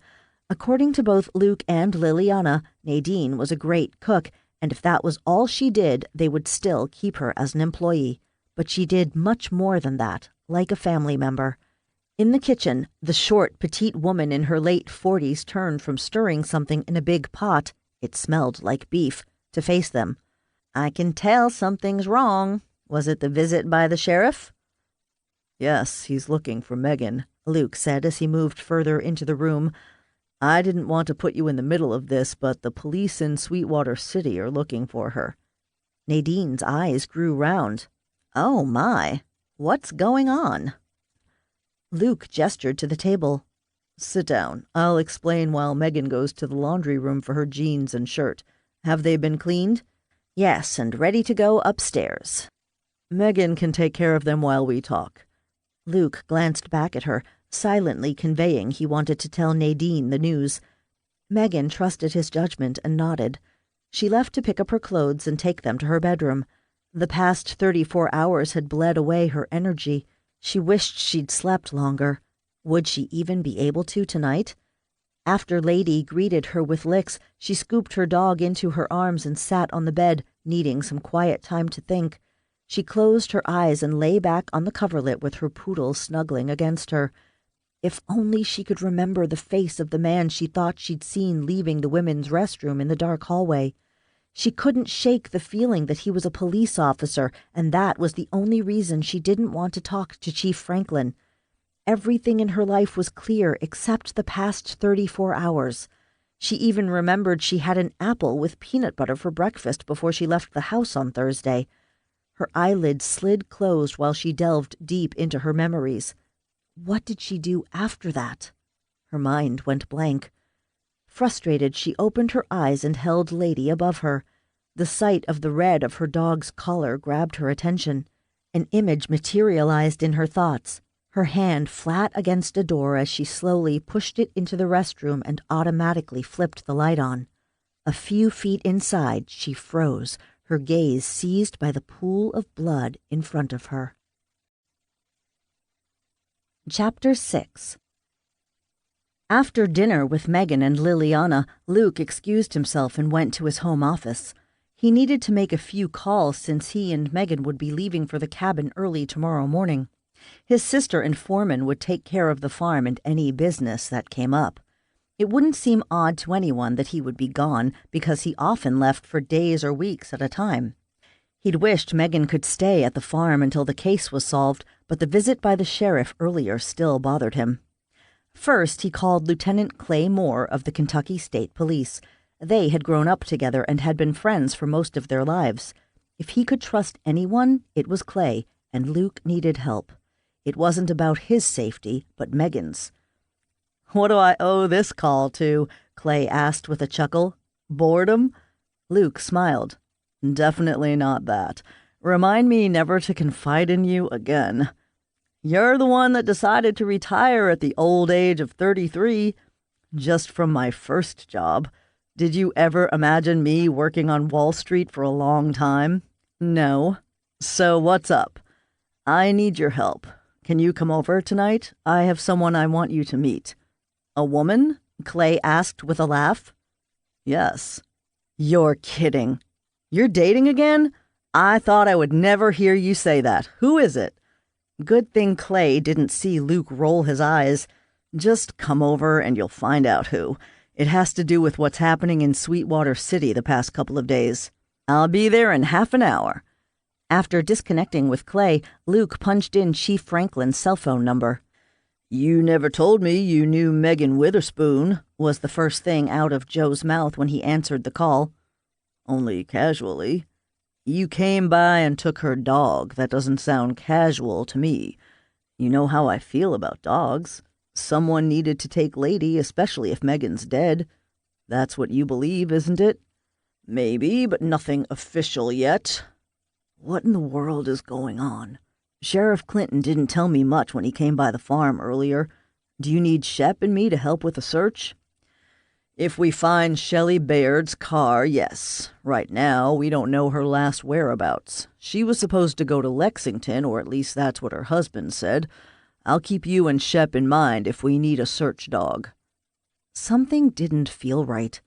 Joe's voice sounded strained, but the police chief wasn't used to having one dead body in a burnt house and another woman missing. "How about for Megan?" "Everything points to the body in her house being her." "What was the cause of the fire? The news report didn't say anything about that." A long silence greeted Luke. "Joe?" "It's because the fire chief suspects arson. He's not sure, so I didn't want that reported until he comes to a final conclusion. I expect you to keep that to yourself." "Of course. You have one woman possibly murdered and another missing. For Sweetwater City, that's a big deal." "Yeah. The last murder here was over 1.5 years ago. If you need us, call. I'd like to help, especially since I was acquainted with Megan." Luke ended the call with Chief Franklin, not sure if he could trust the man or not. At this point, he couldn't take a chance. At least he hoped Clay could help Megan. A light rap on his office door drew his attention. "Yes?" Megan entered the room with his dog at her side and closed the door behind her. All color drained from her face, she made her way to the chair in front of his desk. "I think I saw Shelley's dead body on the school restroom floor on Thursday." "Think?" Luke skirted his desk and took the chair next to Megan. She nodded. "I was trying to remember something to help me figure out what happened during that 22 hours when I lost my memory. A vision popped into my mind. I pushed the door open to the restroom and turned on the lights. That's when I saw her on the floor, her throat slit, blood pooling on the tiles. I turned to get help." Her voice trailed off. He clasped her hand to get her attention. "And what happened?" "I don't remember. I think I was knocked out." She touched the left side of her head. "It's sore and tender to the touch. I thought it was because of being tossed off the bridge, but I don't think that's it." She lifted her thick, heavy hair to show him the wound. He frowned. "That could have been made by a butt of a handgun." "My body hurt all over, so I didn't think too much about it until I took off the wig and looked in the mirror a while ago." "If Shelley was killed in the bathroom, as you think, then there should be forensic evidence to that fact. I have a good friend, a lieutenant with the state police. He's on his way here. I've known him all my life, and I trust him. Maybe he can go to the school and check the restroom for any evidence." "He knows I'm here?" "Not yet. We need help figuring this out, especially if we aren't going to see Joe Franklin." She shuddered when he said the police chief's name. He clasped her hand between his. "I'll keep you safe. Clay can investigate for us and help us figure out what's going on. It won't be long before Chief Franklin figures out the dead body in your house isn't you." "It could be Shelley. We're about the same build with blonde hair. If they put her in my burning house, it's because they wanted the police to think I murdered her and disappeared. Case solved." "That's what I think, too." The doorbell chimes resonated through the house. He stood. "That's probably Clay. Stay here. I'll bring him back here. If it isn't Clay, I'll get rid of whoever it is." He paused at the entrance to the room. "Shep, guard." He hurried down the hallway and into the foyer. After he checked to see who it was, he quickly opened the front door. "Thanks for coming, Clay." His friend stepped into the house. "So what's going on?" Luke remained in the foyer. "I saved Megan Witherspoon's life this morning. 2 men threw her off a bridge with her body weighted down with chains." Clay rubbed the back of his neck with his hand. "No wonder you were eager to see me. Does she know who tried to murder her?" "No. We've been talking in my office, though. She's been recalling some images of what she thinks happened yesterday." "Good. I've heard Chief Franklin ask for dental records to verify that the body found in Megan's home is hers. The arson expert just moments ago ruled the fire was deliberately set using gasoline, mainly in the area where the body was found. That's why dental records are about all they can use to make an identification. Neither woman ever had any broken bones, nor did the burned victim, so that rules out that method." Luke slowed his steps down the hallway to his office. "Who's feeding you this information?" "Lieutenant Will Sampson. Will's an excellent cop. I've worked with him on some task forces, and whenever I need information about Sweetwater City, he's the one I call. Don't worry, though, I won't tell him about Megan." "Why did he give you information on the case?" "He was tasked with briefing me on the statewide search for the 2 women. I did offer to help if they needed me." "What's got you worried?" "When I spoke to the chief, I got a funny vibe from him. Usually he jumps at the chance to have Shep and me help him track a scent. Over the past couple of years, we've helped him in a number of situations and we've been successful, but he seemed hesitant with this case." "You've got an exceptional dog. By the way, where is he?" "Shep's been staying with Megan, especially since the sheriff paid us a visit earlier. If there's any trouble, Shep will let us know." Luke led the way to his office. Shep had his head in Megan's lap while she petted him. She glanced over her shoulder at them, her gaze lingering on Clay. "Thank you for helping me." "It's a pleasure to meet you and to help." His friend shook Megan's hand and sat in the chair where Luke had been earlier, while he half leaned, half sat against the desk. Luke filled Megan in on the progress in the case. "The body in my house has to be Shelley," Megan continued, stroking Shep. "I think she was killed in a restroom near my schoolroom." She recounted part of what she'd told Luke earlier. "It's only a matter of time before the police figure it out. I'll be the prime suspect." Luke gripped the edge of his desk, hating to hear the panic in her voice. "No, you won't. I saved you from drowning. I'm your alibi." "Not for Thursday when my house was burned down. We didn't meet until this morning." "Someone threw you off a bridge into the Kentucky River. You're a victim like Shelley." Luke looked from Megan to Clay. "Right?" "Technically, you can only speak about the time she spent with you today. Megan's right. She's a person of interest. She's in the middle of what's going on. Someone tried to murder her, and she thinks a police officer or someone dressed as one killed Shelley. Tell Clay what you remembered earlier." Megan repeated what she'd told Luke about finding the dead body on the restroom floor. "It was Shelley. I never got a good look at the man who left the place. The only light in the hallway was at the end where there were windows by the door. All the classrooms were closed. Most of the full-time staff take their vacation between summer school and the fall semester, so they were gone." Frustration churned Luke's gut. "Clay, the restroom has to be checked. I know the body won't still be there, but there could be blood evidence." "How are you going to explain that to the chief without telling him about Megan?" "We aren't. Megan has a key to the building. We could go there early tomorrow morning while it's still dark. Then, after that, Megan and I can leave for the cabin while you follow up on what we find." "I don't want you two involved. Go to the cabin, and I'll let you know if there's anything in the bathroom to support that Shelley was killed there." Megan straightened in her chair and shook her head. "I have to see the place. I don't want to, but it might help me remember what happened to me. I need to remember." Clay frowned. "You make a good point. Visiting the crime scene might jog your memory. In cases like this, I would go through the local police." "We can't." Luke pushed off his desk and began pacing. "I don't like not telling Chief Franklin, but something doesn't feel right here." "I agree. We'll bring him in when we know more." Clay stood. "Okay, Megan?" She nodded and pushed to her feet. Shep did the same and came to her side. "We should meet at the elementary school on the main campus by 5:30. What custodial staff there is in the summer will arrive by 7. They walked toward the hallway. "Is the cabin the one we used for hunting?" Clay asked. "Yes. I'm taking my sat phone, so if you need to get hold of me, use that number. I'll text it to you. I'll be removing the battery unless I need to make a call. That way, tracing us through it will be hard. Since I'll be turning it off, leave a message. I'll check it a couple of times a day. Let's hope you two won't be gone long." At the door, Clay shook Megan's hand again. "It was nice to meet you. If you remember anything about the vehicle those two men used to take you to the bridge or anything else pertaining to this case, let me know immediately. That includes you too, Luke. If you remember the color, even that's a start." Luke flashed back to the scene at the river as the men hoisted Megan over the side. "Black."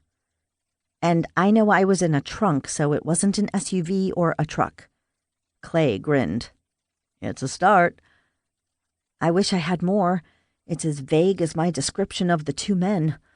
I was too busy fighting to get away. I hope I can remember more, especially what they look like." Luke held her hand. "You will in time. It hasn't even been a day since it happened." When Clay left, Luke made sure the front door was bolted and then set the alarm.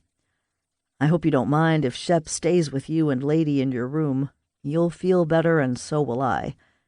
"As long as the 2 dogs don't take up the whole bed." Luke laughed. "Shep can be a bed hog. Come on, I'll walk you to your room and get Lady. I'll take both of them out." He bent down and rubbed his dog behind his ears. When he reached the guest room, Megan picked up Lady and handed her to him. Thanks for everything you've done for me. I still can't believe how much my life changed in less than 2 days. The police are looking for me. I never thought that would happen. Cuddling Lady in his arms, he paused in the doorway. Most people don't. Your life can change drastically in a split second. Scary. That makes me realize even more how important it is to believe in the Lord. We aren't in control. He is, and for that, I'm thankful. Luke refrained from replying. Instead, he took both dogs downstairs and out into the backyard. He put Lady down, and she trotted off next to Shep. The light from the deck illuminated the area. Luke kept an eye on them. What Megan had said about the Lord seeped into his mind, bringing back memories he'd tried to forget. Neither his money nor his prayers had been able to save Rochelle. He'd poured himself out, begging God to save her, but she died, leaving a void he didn't think he could ever fill again. He preferred to be in control. Luke whistled for Shep. His dog loped toward him with Lady right behind him. At least during the past few years he'd been involved in search and rescue, the hole created by Rochelle's death was slowly filling. But he'd learned never to get that close to another woman again. Megan challenged that. Stuck between Shep on one side of the bed and Lady on the other, Megan lay on her back, staring up at the canopy. She still wore her freshly washed shirt and jeans with the school keys in her pocket, too tired to get up and change into the pajamas Liliana had loaned her.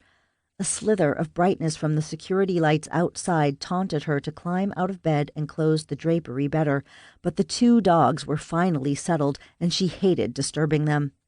Instead, she carefully rolled to her side, facing away from the window, leaving Shep stretched out along her back. Lady readjusted herself against her chest. Exhaustion crept slowly through her, the adrenaline rush she'd been functioning on for most of the day subsiding finally. Sleep whisked her away. A low rumble sounded in her ear. A wet tongue licked her cheek. She opened her eyes to find Shep hovering over her while Lady was in her face. The growl grew louder as the German shepherd nudged her with his nose, then barked. All remnants of sleep vanished, and Megan sat up. The sliver of light had changed. Brighter. Was it morning already? Then why didn't Luke wake her up? She hopped out of bed and hurried to the window, shoving the draperies open. Below her, fire had eaten its way to the house and up the front. Chapter 7. Transfixed, Megan stared at the flames below, their yellow-orange color mesmerizing. Shep barked repeatedly, the sound finally penetrating her daze. Megan gasped and swung around. She grabbed Lady and raced into the hallway with Shep running ahead, yapping. She stopped and looked up and down the corridor. Which room was Luke's? The second she finished that thought, a door across from her flew open. Hair tousled, Luke appeared dressed in his gym shorts and a t-shirt. What's going on? Before Megan could say anything, the home's fire alarm screeched. As she pointed back into her bedroom, Liliana rushed out into the hallway from the room next to Megan's, yelling, "Fire out front! I've called 911 and Malcolm. He'll rally whoever's at the farm to fight the fire." "We've got to get out of here. Heel, Shep." Luke hurried toward the staircase. Her heartbeat pounding, Megan clutched Lady against her chest and followed Luke with Liliana next to Megan. Was this blaze caused by the same person who burned her house? Probably, which meant whoever was after her had found her. At the top of the stairs, Luke stopped. "How bad is the fire outside?" Thick smoke filled the downstairs foyer with tentacles snaking their way up to the second floor. Coughs racked Megan as she turned away from it. "From what I could see, it was set along the front of the house," Liliana said. Luke pivoted and shoved open the door to the bedroom nearest the stairs along the back of the house. Megan glanced over her shoulder and gestured toward the first floor. "I see flames. The fire has reached the entry hall." Luke reappeared in the corridor. "So far, the back is fine. We can't go down the stairs. We'll have to escape out a window along the rear of the house. Now, it's spreading fast." Each breath Megan took in was filled with more smoke than the one before. "Do you have any rope?" "Yes. Let's go back to my room. It's with my camping equipment I keep there." Luke retraced his steps to his bedroom. Liliana, close my door and cram clothes or something like that under it. I'll get the rope. Megan, open the window and make sure the fire hasn't reached that area." He headed into his walk-in closet. Liliana stripped the top sheet off the mattress and shoved it under the door. "There, that should help." After putting Lady in a nearby chair, Megan unlocked the window, lifted it up, then clutched the sill and leaned out slightly to assess the back of the house. The drop was about 15 feet down. Sweat popped out on her forehead and her breathing raced. She quickly stood back, trying to convince herself that 15 feet off the ground wasn't that high. She didn't see any flames, but plumes of smoke from the sides of the house billowed and began to roil across the yard below. The sound of sirens vied with the crackling of the fire. "So far the back is still okay." Luke joined her, having donned jeans and a t-shirt. "I've tied one end around a leg of the bed. It weighs about 700 pounds, so it should hold. Liliana, you go down first, then Megan. As soon as she's on the ground, Liliana, get help. While she's doing that, Megan, I'll send Shep down. After you untie him, I'll climb down with Lady in a backpack." Luke put on leather gloves and secured the rope around Liliana. Then, after looping it around his waist and bracing himself, he slowly lowered her to the ground. He glanced over his shoulder at Megan. "It's your turn." "I guess this isn't the time to tell you I'm scared of heights." He chuckled. "Right. Just hold on to the rope. I'll do all the work. You can close your eyes." Megan scooped up Lady from the nearby chair and hugged her. "You do what Luke wants. I'll see you in a minute." Luke took the poodle, put her in a backpack, then fashioned a harness around Megan. Like Liliana, she backed out of the window, her feet dangling while she clung to the windowsill with both her hands. "You have to let go, Megan. I've got you. I won't drop you." She wanted to release her grip, but she couldn't make herself do it. He leaned down and whispered, "You're safe." "The fire has reached the den. We don't have a lot of time," Liliana shouted. "God is with me." A loud crash startled Megan. Her left hand slipped from the ledge, her body swinging to the right. The rest of her fingers slid off the sill and she stiffened, preparing herself for a sudden drop. But she didn't fall. Luke slowly lowered her to the ground. Megan quickly untied the rope. "Send Shep down." Her gaze darted to the den window nearby. The flames inside illuminated the smoke-filled room on the back side of the house. "I'm going around front and let the firefighters know we're all safe." Liliana hurried toward the side of the house. Shep reached the ground as Liliana disappeared around the corner. Megan untied him. "Hurry, Luke! The fire's spreading fast!" "I'm coming now." As she watched Luke make his way to the ground, Megan's attention bounced between the den window and him. Out of the corner of her eye, she spied a large man, not dressed as a firefighter, hurrying toward them from the rear of the yard. She tensed, her heartbeat racing like a thoroughbred competing in the Kentucky Derby.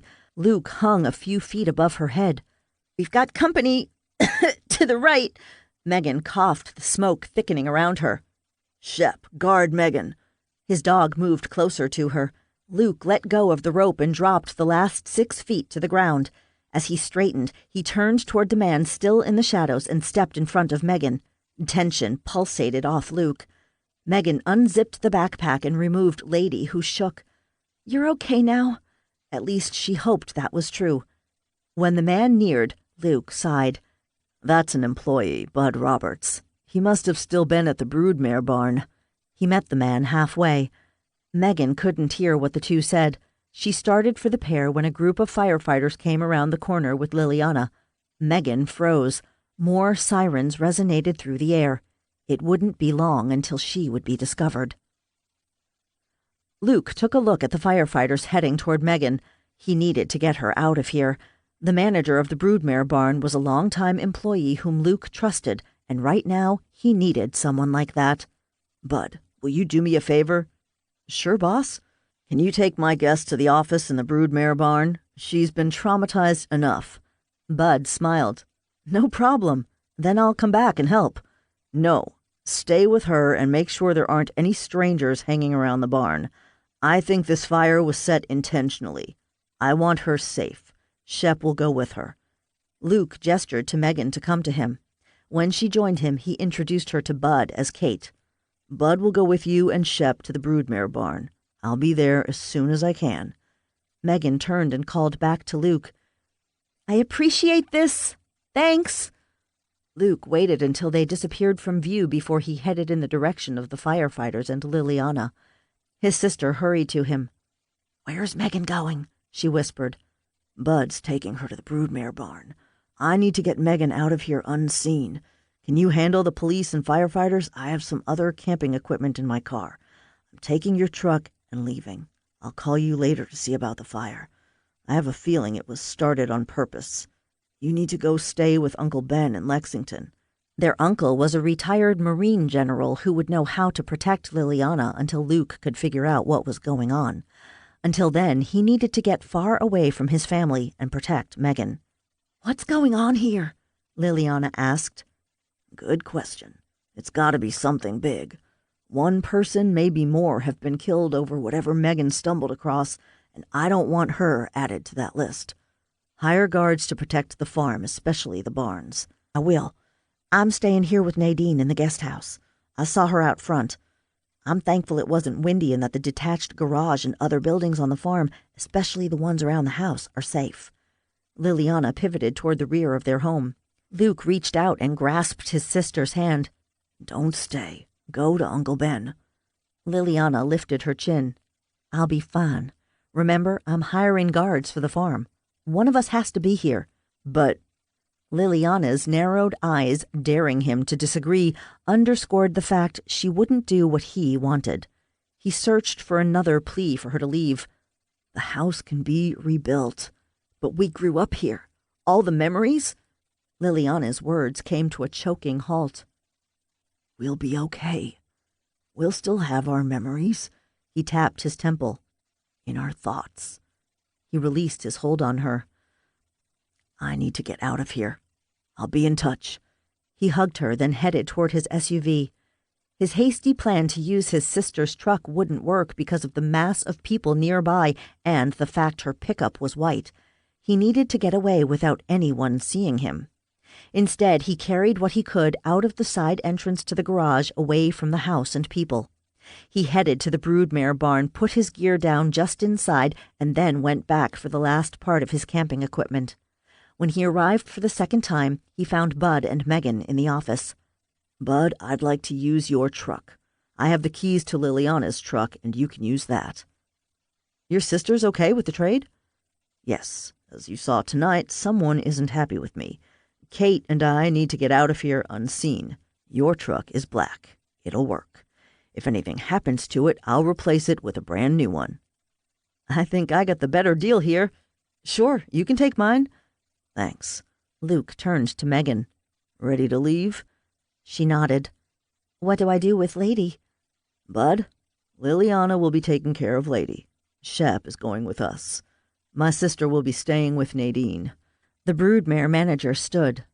"I'll take good care of them and the horses." "I'm hiring guards to protect the farm." Megan hugged Lady, then handed the poodle to Bud. "I wish I could say she was like Shep. She isn't. She has a mind of her own." "I've dealt with headstrong animals." Bud gave Luke a set of keys. He passed Bud the one to Liliana's truck, then turned to Megan. "Let's go." After he covered the taillights, he started for the cab. A sense of someone watching him shivered down his spine. Hand on the driver's side door, he surveyed the area around him. For a second, he thought he'd glimpsed someone ducking behind the side of the barn. He took a couple of steps in that direction, stopped, and went back to the truck. His priority was to get Megan out of here. Quickly, he settled behind the steering wheel and handed Megan a pair of night vision goggles. "Hold this for me until I need it." "You aren't going to use the headlights?" "There's no sense in calling attention to us as we leave." He started the engine and pulled away from the far side of the broodmare barn. "I'm using the back entrance. I hope no one's watching that route since it isn't used much." "You can really see with these goggles?" "It's a weird greenish landscape, but yes, it works."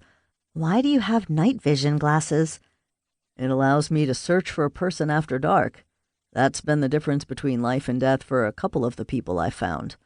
Now that he was away from the lights and fire, he took the device and put it on. "It took some getting used to." "Where will we end up?" "On a gravel road that leads to a paved one. It's not utilized much." Are we going to the school then? Yes, we'll be there well before Clay, but that way I can case out the area. He glanced toward Megan. I'll let Clay know about the fire, although he might have already been informed about it. I'm surprised he hasn't called you. I took the battery out of my phone. I don't want anyone to track us by it. He rounded a bend in the road. A large horse stood in the path. Hang on! Luke slammed on the brake. The truck fishtailed and headed straight toward the animal. Megan barely made out a black shadow moving across their path. A horse? As Luke swerved the truck, she closed her eyes and braced herself for impact. The vehicle came to a halt. One eyelid slowly lifted, then the other. Darkness surrounded them. What happened? One of my horses got out of its paddock, probably because of the fire. Megan swung her gaze from the windshield to the window next to her. Where did it go? She fumbled for the handle. Don't open the door. The light will come on. Once I get my phone working, Luke twisted around and grabbed something from the floor behind Megan's seat. I need to call Bud and let him know about the horse. There may be more running loose. While Luke made his call, she relaxed and looked in the direction of the main house. In the distance, the fire glowed in the sky. She'd brought this to Luke and his farm, and she couldn't even remember why someone wanted her dead. Maybe she should turn herself into the police. Then at least Luke would be safe. He ended his conversation with Bud. Several horses aren't in their paddocks. I'm sorry. I didn't mean for anything like this to happen to you. Instead of going to the school, take me to the Sweetwater City Police Department. Luke started the truck. No, you can't. Someone came to the farm and set the house on fire just like yours. Other than your neighbor and the police, no one else knew about a connection between you and me. That's why I need to distance myself from you. I don't want anything to happen to you or your family. I didn't save you so someone can kill you later. We need to go to the school, check the restroom, then hide while we figure out what's going on. Luke came to a stop. Do you think if you distance yourself from me, that will end me being in danger? They have no idea what you've told me. They wouldn't take the chance. We're in this together now. Together, not alone. That was appealing to Megan. Yet how could she forgive herself if something happened to him? Your house is destroyed because of me. She couldn't shake that thought. I've tried not to harm others, especially children. Instead, I want to help them. You haven't harmed me. He reached over, took the gate opener clipped to the visor, and pressed its button. In the dark, she could barely see the gate, let alone if it was opening. Like with the horse, she only spied a dark shadow moving in her line of vision. He drove forward and turned onto the gravel road, stopping only long enough to make sure the gate closed behind them. We have several hours before we're going to meet Clay. Do you know somewhere we could stay undetected near the school? The park near the lake. It's 5 minutes from the main campus. But really, you can take me to see Chief Franklin. I don't want anything to happen. There's nothing you can say that will stop me from trying to help you. I couldn't live with myself if something happened to you. The finality in his voice robbed Megan of a reply. If someone needed assistance, she would do the same thing. It would be hard for her to walk away from a person in need. We have to figure out what's going on. Paying a visit to the crime scene might be a way to jog your memory. I hope so, too. There was a part of her that wanted to go to the school and remember everything that happened, but there was a part that didn't. She was afraid of what she would recall. Could it be worse than seeing Shelley on the restroom floor dead? She'd known Shelley Baird as a nurse and member of the staff, but they weren't friends. Shelley had been a new employee of the district last year and someone she only saw in a professional capacity. Once Luke arrived at the highway that led to her town, he stopped and got out of the truck. Be right back. Momentarily, Megan thought about driving off and leaving him, but as though he'd considered that, he climbed into the cab less than a minute later. He switched on the headlights and pulled out onto the highway. I had tape over the taillights. I took it off. The thought of Luke taking care of everything comforted Megan, but she kept her vigilance on the road for anyone that might be following them. Until they grew closer to Sweetwater City, their truck was the only vehicle. The closer they got to town, the more traffic appeared. Her tension increased. Luke found a place in the park to wait for the time they were to meet Clay. From the street, the truck was hidden from view, and for the time being she relaxed and leaned her head against her window. "We have 2 hours. You should get some rest, Megan. Later we'll need to hike up a mountain."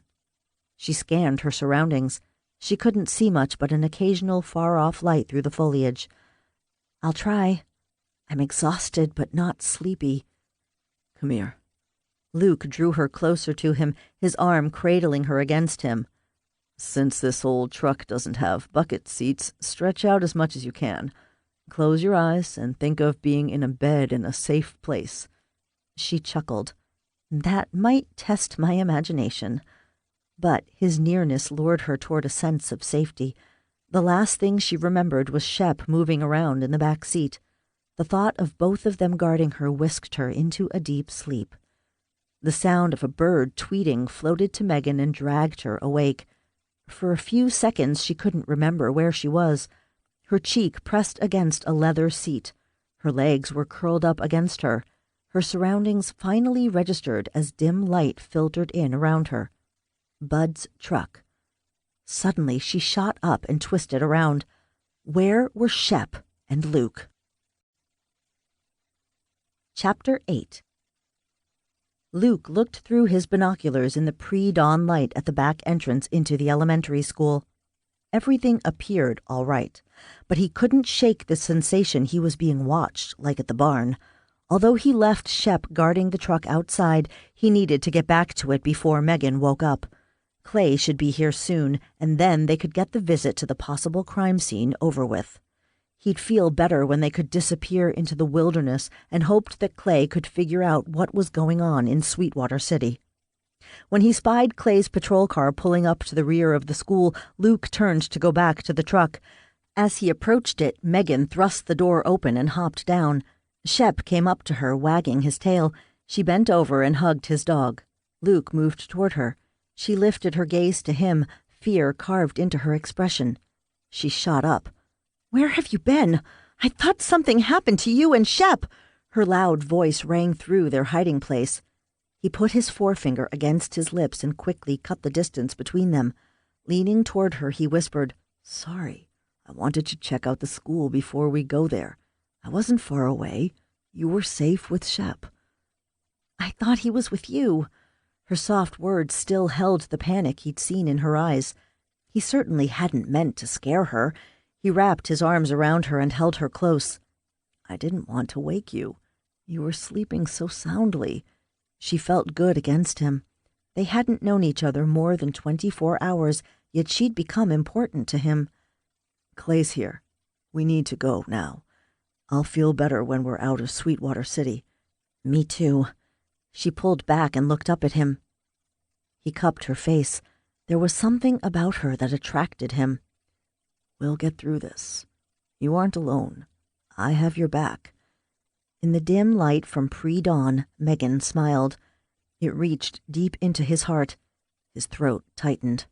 "Let's go." He looked down at Shep. "Stay. Guard."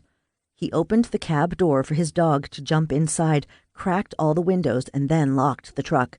He didn't want anyone bothering the pickup while they were gone. Shep could appear ferocious when needed.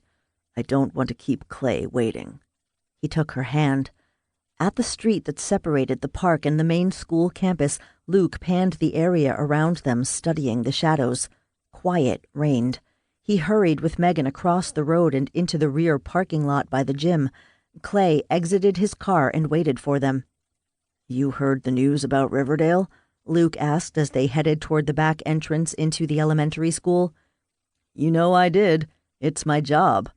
Liliana's fine. Because it looks like arson, I called another state police officer in to deal with it. One of Zach's specialties is arson. I came here when Zach arrived at the farm. He's working with the fire department and the sheriff." "Any questions about where I am?" "Liliana told everyone that you're away. The sheriff asked where you were, but all she said was that you're on the road." Megan dug into the pocket of her jeans, removed the key to the building, and inserted it into the lock. When she entered the school, she inputted the code on the security pad near the entrance. As they walked toward the restroom in question, Megan led the way. When she rounded a corner, the hallway before them was darker than the previous one. Luke glanced at Megan. Her mouth tightened.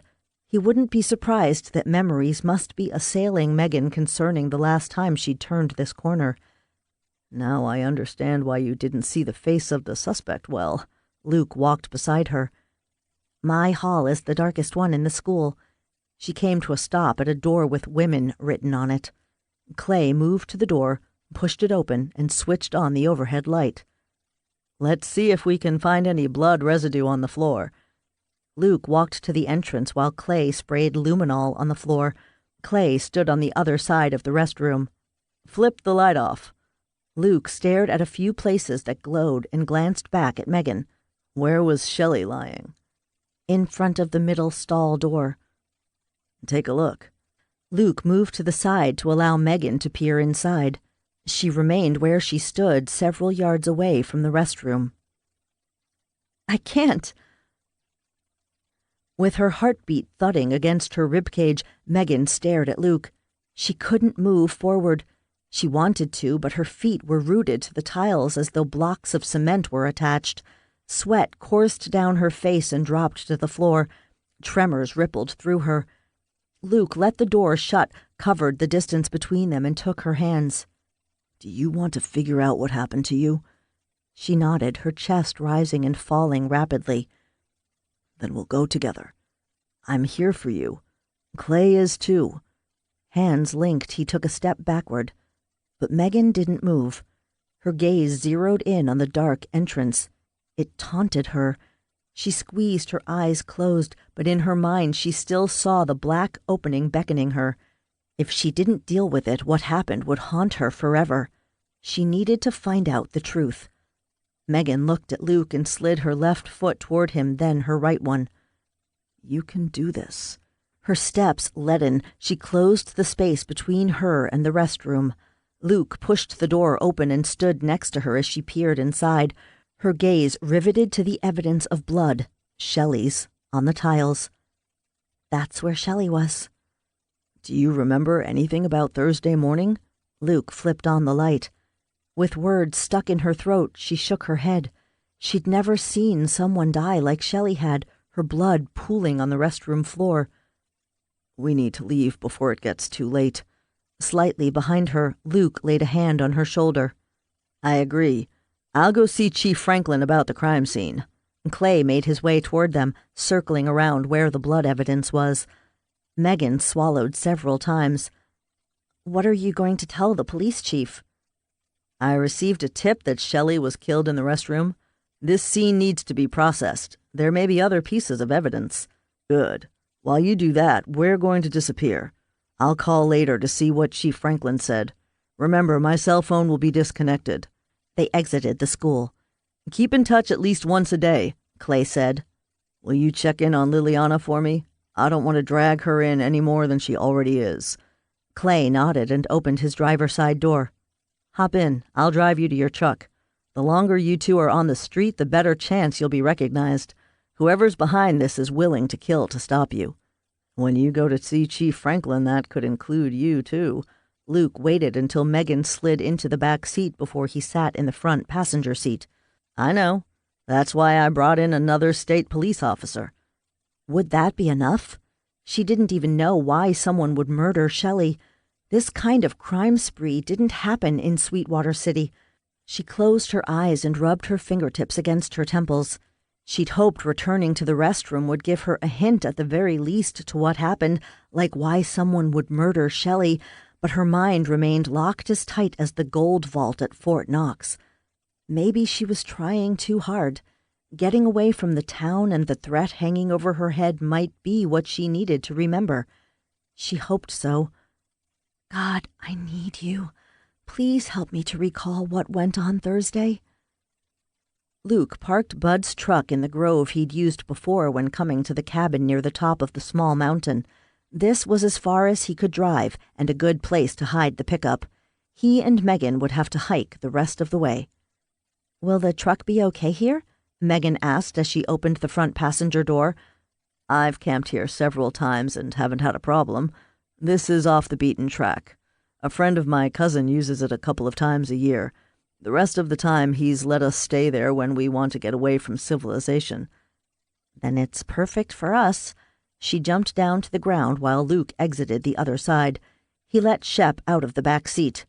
We have a lot to carry. I want to do it all in one trip. Megan looked up at the mountain. How far? Around 1,200 feet up the backside. We have to go around, then up? Luke nodded while he let the tailgate down and hopped up into the bed. I'll pass you our equipment and food. You brought a tent. I thought we were staying in the cabin. She took the canvas bag from him.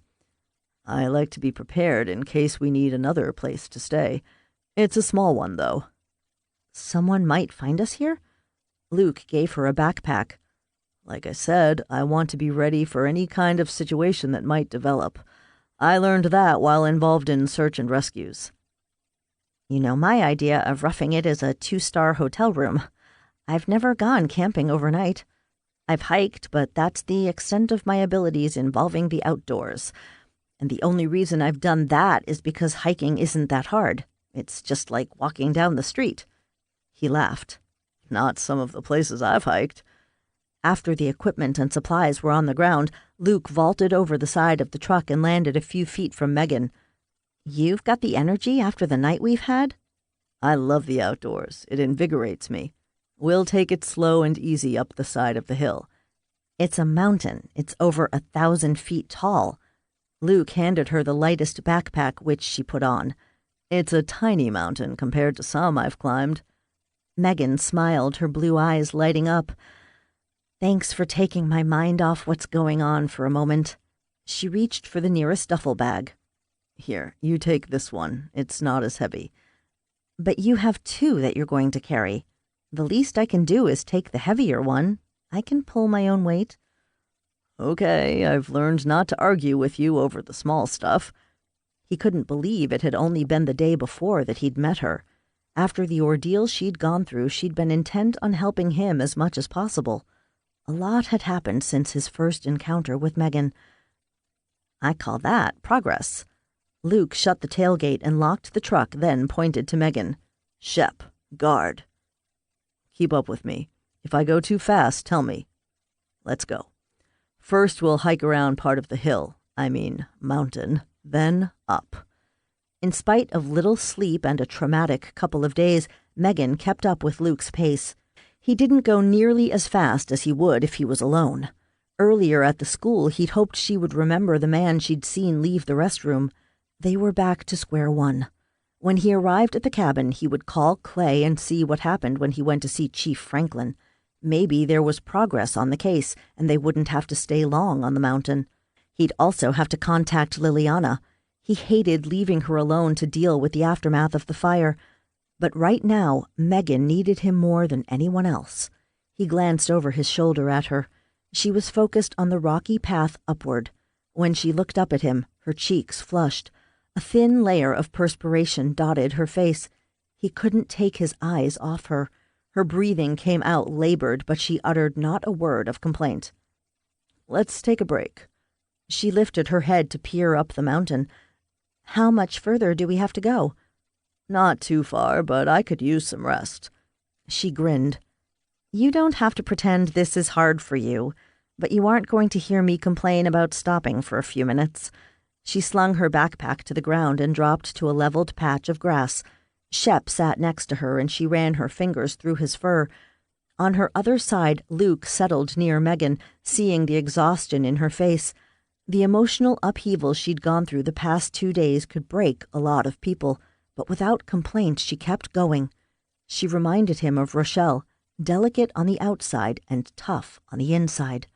He couldn't change the past. He shook away the memories of his dead wife, needing to stay focused on protecting Megan. He looked at her reclining back with her eyes closed. Megan, he said in a soft voice. She didn't move. Her exhaustion had overcome her. He studied her beautiful face with a sprinkle of freckles across her nose and a rosy tint to her cheeks. For a long moment he stared at her full lips and wondered how they would feel against his. A light breeze blew a strand of her blonde hair across her forehead and right eye. He gently brushed it away, drawn to her calm, peaceful look in sleep, as if those two men hadn't tried to kill her. But they had, and he had no idea who they were. He lay on the grass next to Megan while Shep stood guard. Relaxing, Luke closed his eyes.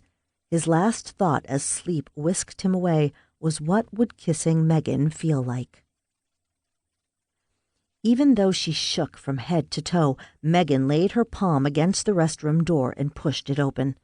When she stepped inside, she turned on the overhead light, illuminating the horror on the white tiles. The school nurse lay face down, blood flowing from a slit on her neck. From the amount of blood on the floor, Shelley had to be dead. A scream welled up from the depths of her soul. A man had just left. Megan slapped her hand across her mouth to keep the scream inside. Megan fumbled with her purse and finally managed to retrieve her cell phone from its depths. As she punched 9, a slight sound behind her alerted her that she wasn't alone. Before she had a chance to turn to see who it was, something struck her head. As the room swirled around her, she shot a look over her shoulder at the face of the head of the campus police, the metallic scent of blood added to the spinning room, nauseating her. That was the last thing she remembered as she sank to the floor. The next thing she recalled was waking up in the trunk of a car as it went over a bump, bouncing her against something in a plastic bag. She tried to move her hands to explore what was beside her. They were handcuffed behind her back. As she struggled to free herself, the vehicle hit another rough patch of road and bounced her continually against the plastic bag. The last pothole slammed Megan into the side of what felt like a face. Shelley! Fear strangled the scream inside her. Megan bolted upright, her eyes wide. Where was she? She scrambled to her feet, blinking at the brightness of the sun. She looked down. Shep sat, watching her. That's right. We're on the side of a mountain. She scanned the area. Where was Luke? He's left me. After the dream she'd had, panic blanketed her in a cold chill in spite of the warmth of a summer day. Then she spied Luke approaching. She sank to the ground. He rushed to her. Are you okay? She shook her head. Where were you? I had to take care of business. I was just around that boulder. I was only gone a couple of minutes. She bent her head, kneading her fingertips into her forehead. I had a dream about what happened in the restroom. I don't know if it's true or my imagination. Tell me about it. He sat next to her. His nearness calmed her tattered nerves. Her life had been routine and quite frankly dull. She worked, saw friends, and dated occasionally. Everything changed on Thursday, and she had no idea what was going on. Until now. She told Luke about the dream before she forgot it. Why in the world would Keith Drummond kill Shelley? He's been the head of the campus police for several years. Before that, he was a deputy sheriff. Are you sure it was him? He was the one I saw in my dream, but I can't verify its validity. It's a dream, but the campus police uniforms are similar to the Sweetwater City police ones. When I call Clay, I'll have him look into Drummond. Did you ever see Shelley and him together? Maybe a few times during the school year, but nothing unusual. She paused, tilting her head in thought. I also remember when I was in the trunk of the car right before I was tossed off the bridge, there were bundles of drugs in there with me. Lots of them. With Shelley's dead body? No, a different time. When he stopped and opened the trunk, he gave me a shot and I lost consciousness again. But at that time, the trunk was only filled with me and Shelley. Did you see where he stopped? There were lots of trees around, but I couldn't tell much more than that. Let's go. Luke rose and held his hand out to Megan. She took it and stood. How long did I sleep? Over an hour, but I have to confess I took a short nap, too. We're close to the cabin. Good, because I'm starving. I've worked up an appetite. He chuckled. He started to turn around, but Megan reached out and stopped him. Thanks. He glanced back. For a long moment their gazes embraced across the small expanse that separated them. He moved closer and dipped his head toward hers. His mouth hovered above hers. Their breaths tangled. She wanted him to kiss her. Her lips tingled in anticipation. Then he closed the space between them. The kiss, gentle at first, quickly evolved into much more. When he wrapped his arms around her and drew her to him, the shelter of his embrace wiped the remnants of her fear away. He'd lost so much trying to protect her. She didn't know how she could ever repay him. Chapter 9. Luke sat on a stone overlooking the valley below him while he placed a call to Clay. "We arrived at the cabin an hour ago. How's Liliana?" His sister was a strong, determined woman. He knew if anyone could take care of the mess created by the fire, it was her. "She hasn't stopped. It's official the fire was started intentionally. The sheriff is running point on the investigation, but I'm also looking into it with Zach Blackstock, the state police officer I brought in." "Was the fire confined to the house?" "Yes. It helped that it was calm last night. If a wind had been blowing, that might not be true." Closing his eyes for a few seconds, Luke sighed. "When we were leaving the farm, we encountered a spooked horse. Is everything all right with the other animals?" "All accounted for and uninjured." "Good. Besides letting you know we made it, Megan believes the man who abducted her was Keith Drummond, the head of the campus police." Luke explained to Clay how Megan came to that conclusion and the fact drugs had been in the trunk with her when the two assailants took her to the bridge. "So it wasn't a Sweetwater City police officer, and drugs might be involved somehow? Then it might be possible to at least bring Chief Franklin in on what's going on." "I don't know if we should. If it's a drug ring, we don't know how wide it's spread. We have no idea who the two men were who threw Megan off the bridge. Could one be Drummond?" He thought about what Megan told him yesterday morning when she talked about the guys who tried to kill her. "Maybe. She only remembered seeing one of the men. She described him as tall and husky like a bodybuilder. He had dark hair and eyes. She didn't see the other one. At least she hasn't recalled what he looks like." "I'll dig into this and let you know what I find the next time you call me." "Was the woman in Megan's house identified?" Clay didn't speak for a very long moment. "Yes. As we suspected, it's Shelley. The search for Megan has intensified. There's talk that she killed the nurse or she's dead like Shelley. Thanks for your help. Please let Liliana know we're okay. I'll call her and you tomorrow." As soon as Luke disconnected, he disabled the satellite phone so no one could track their location. With all that had happened to Megan over the past 2 days, she needed the rest. He'd encouraged her to take another nap with Shep by her side while Luke looked around and called Clay, but a rustling sound behind him sent him twisting around as he leaped off the small boulder, clutching his rifle. Megan gasped, throwing up her hands. "I surrender." "You're supposed to be sleeping." She approached him with Shep by her side.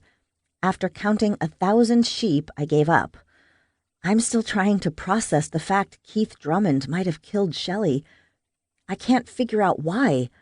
Could he be connected to a drug ring?" "Anything is possible. If we knew the answer, we'd know what's going on. Could Shelley have been involved with drugs? As a nurse, she would deal with them." "I wish I could say. I didn't know her that well." "At least Clay and his friend are working on it." Sighing, Megan stared at the sea of green stretching out before them. "It's beautiful up here." "Yeah. I enjoy coming up here when I can get away." "Do you do it much?" "No." "I thought you were retired." "Nope. I'll never retire." One of her eyebrows lifted. "A workaholic?" "Not like I was before. I was a driven man. Not anymore." Megan took a seat on the boulder. "What made you retire from Wall Street?" "My wife died. She loved New York City with all the hustle and bustle. I didn't. When she was gone, I had no reason to stay, even if I had wanted to continue in finance." "But you didn't continue?" "For 12 years, that was my life. It consumed me. After I buried Rochelle, I took a hard look at my life. When I started in financial planning, I loved my job. It was a challenge and exciting, but I also realized my wife and I rarely did anything as a couple. I loved her, and we'd grown apart. We were going in two different directions. Megan brought her knees up against her chest and laid her head on them while clasping her legs. How did she die? He stared at the bright blue sky, watching a hawk soar on an air current. He rarely talked about her death, but after what Megan and he had shared, it seemed natural to tell her. One of the few vacations we went on was to a ski lodge in Vermont. Usually we went at least for one long weekend in the winter. Rochelle taught me to ski. She loved it. I tolerated it. The last time we went, she was caught in a rare avalanche. I tried to save her. Emotions crammed his throat. As memories inundated him, he dropped his head and swallowed several times. I couldn't. I begged the Lord to save her, but he didn't. I had a younger sister who dove into a lake where she shouldn't have. She hit a large rock that was submerged and hidden from the shore. My dad and I went into the water to find her. The whole time I prayed to God to help me find Kara. I did, but she never woke up from a coma. She died after a few days. My parents divorced shortly after her death. It tore the family apart. I don't even know where my father is. Luke took her hand. I'm sorry. I know how hard it is to see that happen in front of you. I was angry at God for taking her and wouldn't come out of my room. My mom came to talk to me. I wouldn't listen at first. Then her words slowly seeped through my anger and grief. Not all of our prayers will be answered the way we want. God sees the bigger picture, and for a reason we might not understand, our wants weren't fulfilled. Things happen, and I might never know why. I learned I have to put my trust in the Lord. He knows best.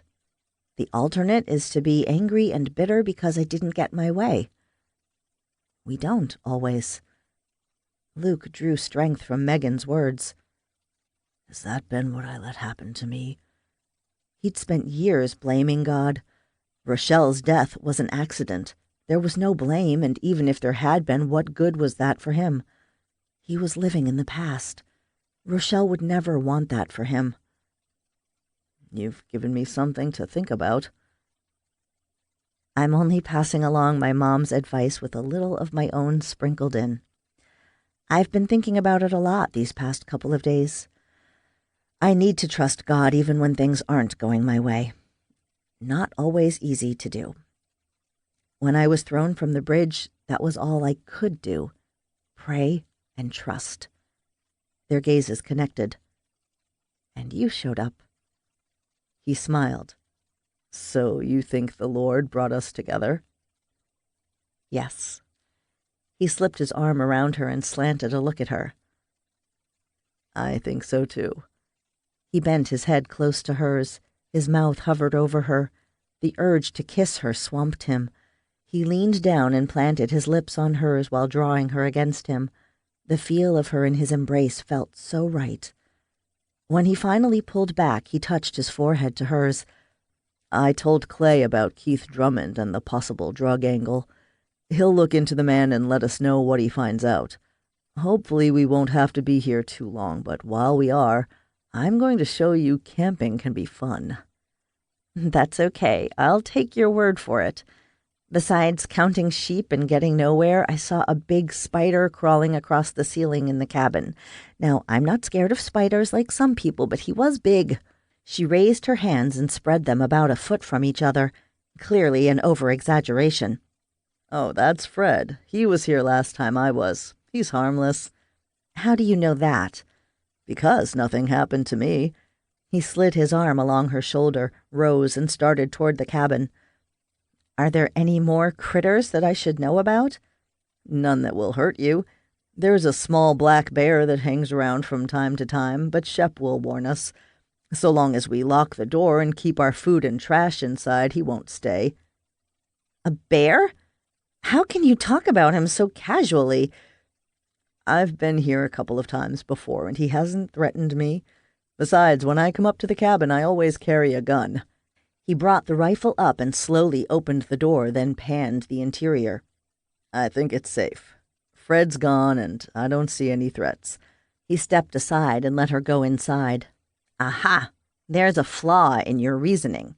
If it's safe, why do you carry a gun? Because I always plan for the unexpected. It's best to be prepared rather than wish you had a weapon when something happens. She held out her hand, palm upward. Okay, then where's my gun? Since the outdoors isn't your element, I figured you don't know how to use one. Gotcha. She planted both fists on her waist. My daddy taught me. He used to take me to the shooting range with him. Luke moved closer. I only have the one rifle, but I do have a revolver. I'll let you have it if you show me you can shoot. Which one? That's up to you. Both. He showed me how to fire each kind. Luke marched over to his belongings and picked up the revolver. Let's go outside. As he followed Megan, he was continually amazed by her, and after she shot each weapon a couple times, he was even more impressed. But you don't like camping? She held the rifle pointed downward. They don't go together. Sleeping on the hard ground never appealed to me. When my dad wanted to rough it, he went with friends. My mom, my sister, and I always stayed home. Then I guess we aren't going to take turns sleeping on the cot in the cabin? You're right. She grinned and winked at him. While the cot isn't like my bed at home, it's much better than the wooden floor. Among a cluster of trees near the cabin, a light wind cooled the hot air slightly. We have food, a roof over our heads, and one bed. Not too bad. Megan leaned the rifle against the trunk and fluttered her hand in front of her face. Too bad there isn't an air conditioner and, for that matter, electricity. When the sun goes down, we'll use a couple of lanterns. We'll have light. Can we at least open the windows and get a cross breeze? Yes. The first year I came in the summer, I asked my friend if I could install screens. Since then, I've added a few other luxuries. Megan's eyes grew round. What? I didn't see any luxuries. The cot, cooking utensils, pans, and dishes in the cabinet are mine. Also, the chairs and table. I didn't want to bring them up the mountain each time. Clay helped me that trip. He picked up the rifle, then headed to the cabin and held the door for her to go inside. I forgot the curtains over the 3 windows. That was Liliana's suggestion. Megan chuckled. Downright homey, but you aren't going to be able to convince me this is better than a hotel room. Wait till you see the sunset and sunrise from here and the joy of silence. But what I love the most is the sense of getting totally away from the rat race. I would like that from time to time. She sat in a chair, releasing a long breath. I'm not ready to go back to work in a couple of weeks. All the things I saved to do in the summer and didn't get done, He took the seat catty-cornered from her. What? Everything I'd planned to do and clean out burned in the fire. Shaking her head, she clasped her hands on the table.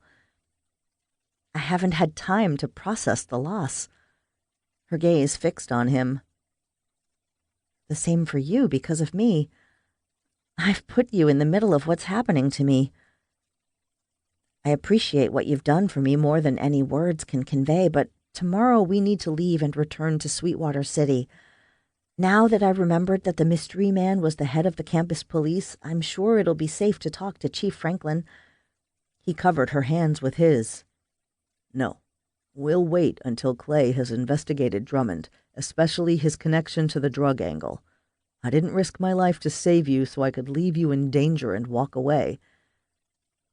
I hate people thinking I'm dead or a murderer. He rose and drew her to her feet. That's better than the alternative. I'm here to keep the dead part from occurring. He tugged her toward the door. Let's go look at the sunset.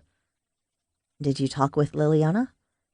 No, but Clay said she's all right and no animals were hurt. The fire was contained to the main house. But all your possessions are gone.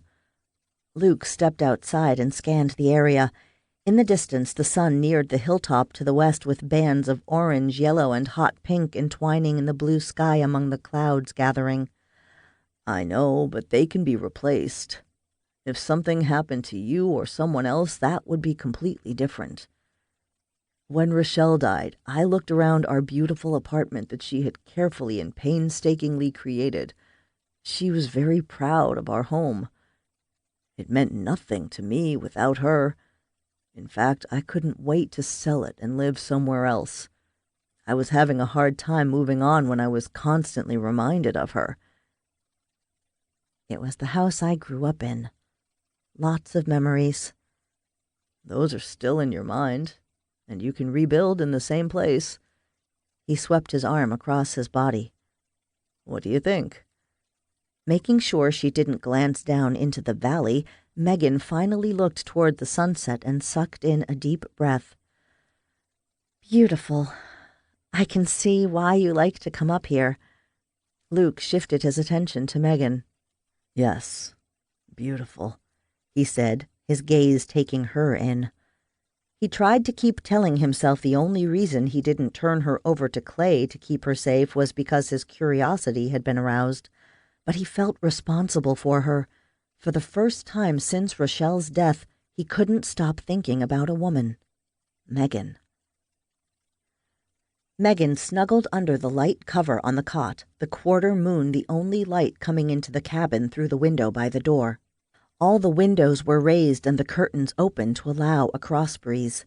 Not far away, Luke lay in his sleeping bag while Shep was right next to her bed. Exhausted but wide awake, she curled on her side and stared into the dark at the hump on the floor where Luke was. The last man she'd dated seriously, a teacher at the high school, had broken her heart. They'd gone out for almost a year. He was supposed to pick her up for a date, but didn't come to get her. An hour later, he called and told her he wasn't interested in getting serious. He broke up over the phone. Later, she discovered he took another teacher with him to the high school football game that he and Megan were to attend. She heard through the grapevine he'd done the same thing to that teacher. She counted herself lucky now, but the rejection had hurt at the time. Luke's kisses earlier made her think about Blake, and the one thought that came to mind was she didn't want to be hurt like that again. Shep jumped to his feet, barking. On the cot, Megan bolted up and looked around. A scream came from deep inside her at the sight of a large shadow outside the window. Chapter 10. Megan's scream reverberated through the cabin, wrenching Luke from his sleep. He shot to his feet, shedding his sleeping bag, and stooped to snatch his revolver from the floor near where he'd slept. "What's going on?" he asked over Shep's continual barking. "Someone's at the window." Luke whirled around and started forward. A large, shadowy figure rattled the screen as though determined to get inside. Shep darted past Luke and stood on his hind legs to get closer to the intruder. A fierce roar rumbled through the flimsy barrier between them and a big bear. In seconds, the animal would have the screen dislodged, leaving a way into the cabin. "Megan, turn on the lantern." With his gun raised, he quickened his step and crossed to the animal. Light flooded the room, illuminating the dark brown eyes of the black bear as it swiped his paw across the screen, slashing it. Before the animal climbed inside, Luke lunged forward and slammed closed the interior wooden shutters, then dropped the board across them. He hastened to the other two windows and did the same while the frustrated bear protested. "Can he get inside?" Megan asked as she hurried toward the rifle. "Hopefully not.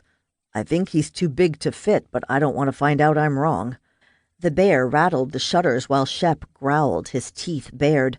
Luke moved away from the windows and planted himself beside Megan. "Heel, Shep." His dog gave one last snarl, then came to Luke's side. "I think I'd rather take my chances with Keith Drummond than our guest outside."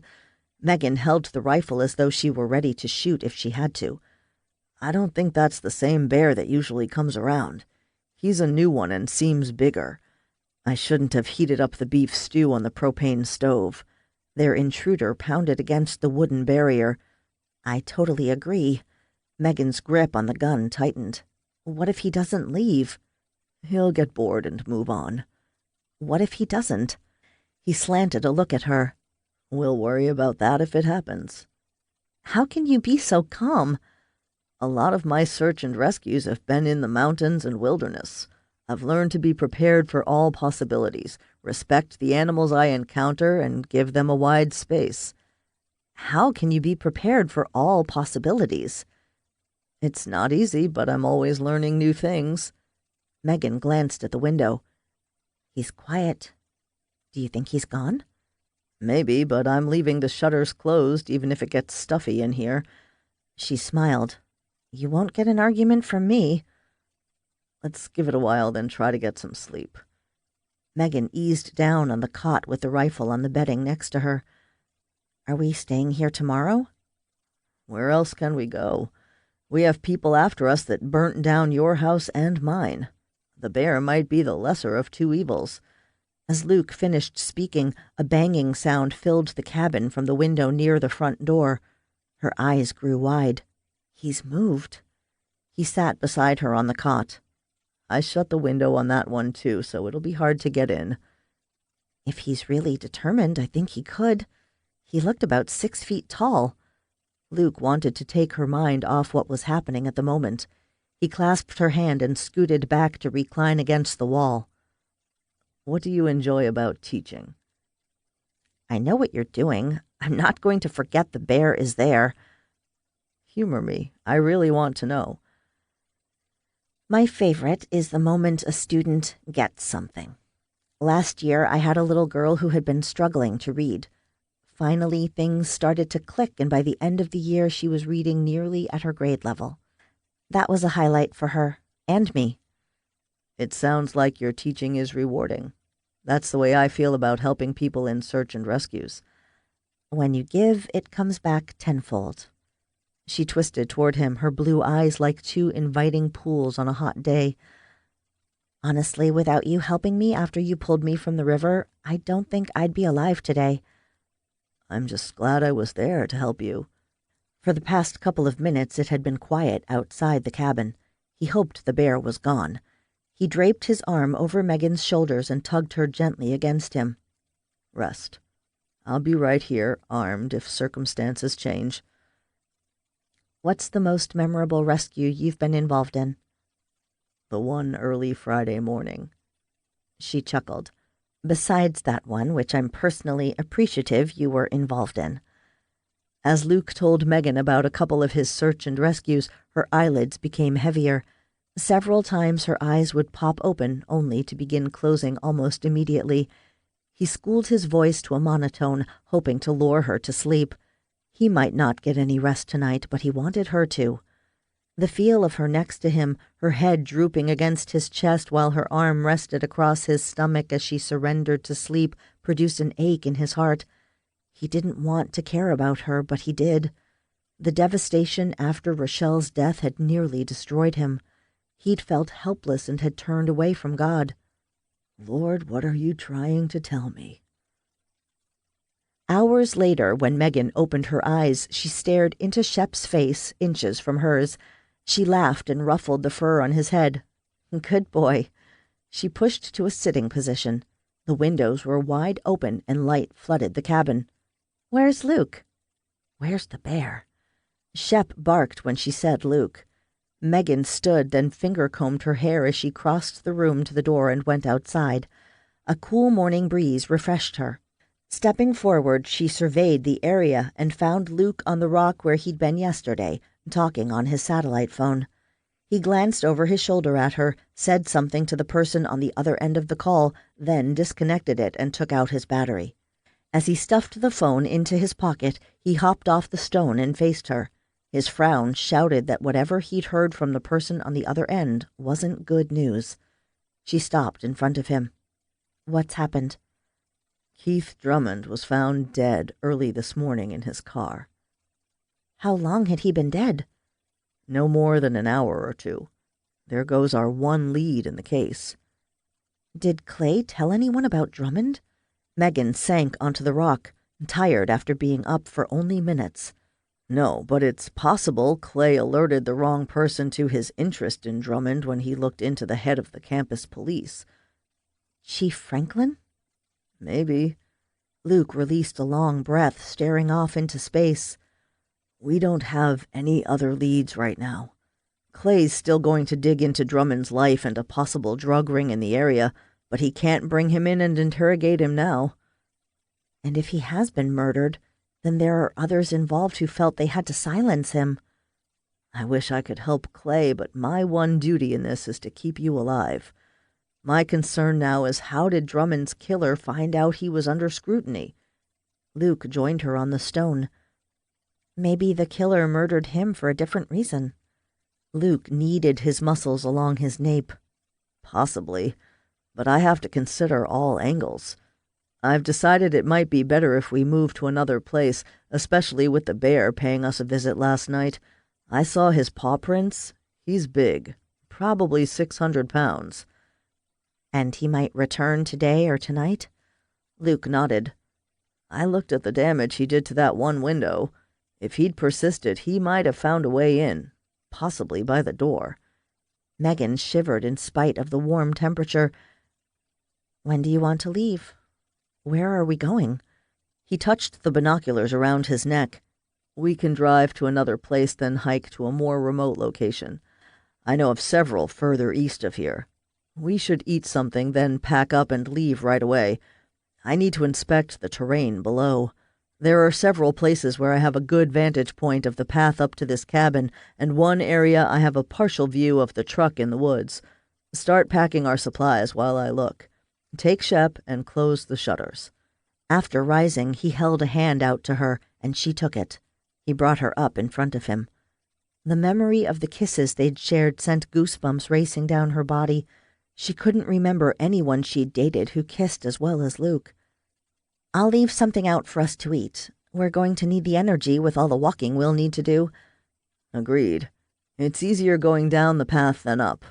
I'm glad you got some sleep last night. Did you get any? She asked as she started toward the cabin. A few hours, but I've gone without sleep during a few search and rescues. As she paused in the doorway into the cabin, she looked over her shoulder at Luke. Make sure wherever we go it's not bear country. He chuckled. Don't know if that's possible. He started for a ledge obscured by heavy brush. Inside, Megan quickly stuffed supplies into the duffel bags and backpacks. Most of their items were packed when she stopped to pull out energy bars and water for the hike down the mountain. Then she started looking at the food, trying to decide what they could eat quickly for breakfast. Luke burst into the cabin. We have to leave, now. 3 men are climbing up the mountain, and one looks like your description of one of your assailants. Tall and husky with dark hair tied back. One was shorter, and the other I couldn't see well. If they're on the trail, how are we going to go down it without being seen? We have to go down the other side. I can't say it's a trail like the one we used yesterday. It's steeper, and part of it isn't really a path. We need to repack and leave what we can behind. We're only going to carry the weapons and the backpacks. How far away are the men? Less than an hour. They haven't been climbing long. We need to get to the bottom and to my truck, fast. What if someone's guarding the truck? Luke took out certain items in his backpack. I'll deal with him. It's our only option. I'm calling Clay to let him know what's happening. It may take him a while to get here. He left the cabin to get a better signal. As Megan reorganized her supplies, her pulse began to race. How was she going to get down a mountain without freaking out? On the trip up, she kept focused on the top. Now she would have to look at the bottom of the mountain, hundreds of feet below her. Halfway down the mountain, the narrow ledge Megan clung to barely held her. If she put her heel down, it would hang off. The very thought of that kept her frozen in place on her tiptoes. The muscles in her calves protested. She should be reassured by the harness tied around her waist that connected her to Luke. But she wasn't. She stared at the stone facade inches from her face, not daring to look down at the ground below. Her heart felt like it was going to burst from her chest, its beating hammering so loudly in her ears it took her a moment to realize Luke was saying something to her. We need to keep moving, Megan. Follow the path Shep and I took. It'll be easier when you reach the shelf. All you have to do is keep going. Sweat ran in rivulets down her face, some stinging her eyes. I wish I could traverse a mountain as well as Shep. He's used to doing it. You can do it. Move to the left for 2 yards. Then the area opens up wider. Every second she hesitated narrowed the distance between them and the men who came to finish the job of killing her, and now Luke. She couldn't allow that to happen.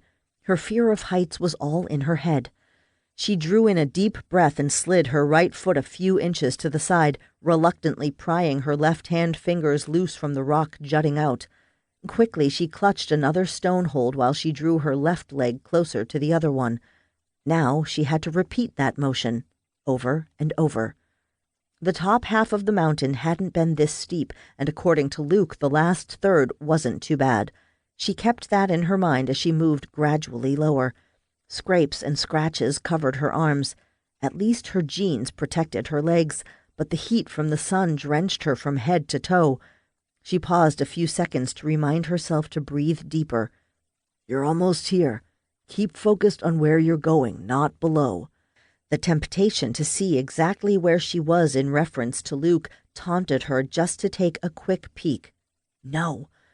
In this situation, Luke knew what was best. When she made it out of this alive, she was determined to find a way to overcome her fear of heights. A couple of more feet. The sound of his low, soft voice attested to his nearness. She chanced a glance to the side and saw the top of his head. The sight spurred her to move faster, which was a mistake. Her shoe slipped off and she gripped the rocks tighter while she scrambled to right herself with Luke's help. He grasped her flailing leg and guided it back toward the ledge. She kept going inch by inch until she neared the place where she could lower herself the few feet to the wide shelf Luke and Shep occupied. The second she did, Luke engulfed her in an embrace. She wanted to stay there, but her slow descent was eating up the time between her and the thugs coming after them. She had to remember that. You did it. The rest of the way is much easier. As we move down to the valley, walk behind me and keep your hand on my shoulder. Focus on me or your feet, not the terrain ahead of us, okay? She pulled back and nodded. Her parched mouth demanded water. She dug in her pack and withdrew a bottle of warm liquid. She didn't care. After drinking half of it, she passed it to Luke, who finished off the bottle. She placed the empty plastic bottle in her bag. I'm ready. 40 minutes later, Megan stood at the bottom and finally looked upward at how far she had come in an hour and a half. I wish I had a camera. I'd take a photo of this. I'm here, and I hardly believe I climbed down it. We'll come back one day and take a picture of it on the ledge in the middle to prove you did. She chuckled. That'll be the day. It's a goal to work toward. The fact that Luke was talking about the future together revved her heartbeat as though she was still on the narrow shelf, grasping whatever she could to stay alive. He signaled to Shep to follow near and slightly behind Megan. Sandwiched between her protectors, she walked in Luke's footsteps. 2 days ago she hadn't even known him, and now her life depended on him. Thank you, Lord, for sending him to me. Luke left Shep guarding Megan in the thicket of underbrush in a ditch by the dirt road a couple of 100 yards back. He had to check to see if the people following them had found their truck and had posted one of the thugs to guard the vehicle. He crept toward the dark truck parked near the trail to the cabin, but in an area hidden from sight off the dirt road they would have to take to the highway. It had taken them longer to descend the eastern side of the mountain than he had hoped. They wouldn't have much time to get out of the area before the trio after them returned to their SUV. He'd disabled their car so they couldn't follow them. And if he and Megan were lucky, the 3 guys would be here when Clay arrived. As he neared the truck, Luke kept panning the terrain around him. Through the green foliage he spied the black vehicle he and Megan had used. Aware of the gap closing on their head start, he moved quickly, his gun clutched in his hand. A few yards away, he again paused to check for any signs of a guard. No one on this side. In case someone was on the other side, he hunkered down and ran toward it. As he stayed low and eased the driver's side door open, he looked from side to side. That was when he saw the 2 flat tires. Luke circled the truck. All 4 tires were slashed. No way could they make a run for it driving it with only one spare. He whirled around and ran back the way he came, branches slapping against his body. They had to find a good place to hide. It wouldn't be long before the men would return. When he emerged from the woods, he was only 100 yards away from Megan. He focused on her, and the gap closed. He dashed across the dirt road, spying her not too far away. A shot rang out. Chapter 11. A bullet struck the dirt mere inches from Luke's left foot. He dove for the undergrowth in the ditch on the side of the road where Megan hid. Another shot came from the direction of the mountain as he tucked and rolled. Megan returned fire with the rifle he'd left with her. He slammed into the hard ground, quickly unfolded his body, and withdrew his handgun. He surveyed the trail up to the cabin. Where are they? 2 are behind a boulder.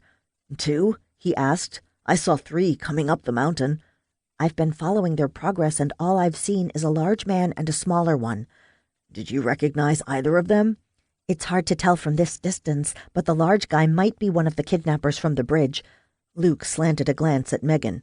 Where's the third thug? It's possible he's a little farther up the trail. Or below those 2. There are parts of the path we can't see. Which worried him. His nape tingled as though someone watched him from behind. He peered over his shoulder and searched the terrain in the wide ditch and the ground above it on the other side. Nothing. When he switched his attention to Shep, nothing indicated his dog heard someone approaching from the rear. How did they know where we are? I have no idea, but since they do, I'm calling Clay about what's going down. He needs to know the situation he's driving into. He dug into his pocket and withdrew the cell phone and its battery. He hurriedly inserted it and then turned his phone on. When his friend answered, Luke asked, "Where are you?" "About 20 minutes away with Zach and 2 state troopers. We're at the bottom of the mountain. The truck's been disabled and we're pinned down by our visitors. How in the world did they find us?" "Not sure. A good question to ask them when we apprehend them. Does Megan know any of them?" After Luke told Clay about the large man, he disconnected the call. "He's close. We just have to wait. The mountain location has its good points and bad ones. I love the isolation, but that can be a problem, too." Her gaze fixed on the vicinity of where the men were. "For the record, you have not convinced me going camping is something I would like." He laughed, the sound strange coming from him in lieu of what they faced, but for a second it relieved his tension. It quickly returned, though, knotting his muscles, especially along his shoulders. "You need to give me a second chance when we don't have people chasing after us and wanting us dead." "Maybe. This experience may scar me for life." "Give me a chance to persuade you." "By the way, I owe Shep a steak dinner. His growl alerted me to get down, or I possibly would have been hit by the first shot." Luke petted Shep, sitting at attention between them. "Good boy. You're the best, and a steak dinner is definitely in order." When he returned his attention to Megan, he shook his head. "Why were you visible?" "I didn't realize I was. I was trying to see more of the trail and must have popped up too far." All he wanted to do was hug Megan and keep her safe. "We just have to wait for backup." He kept his attention on the mountain.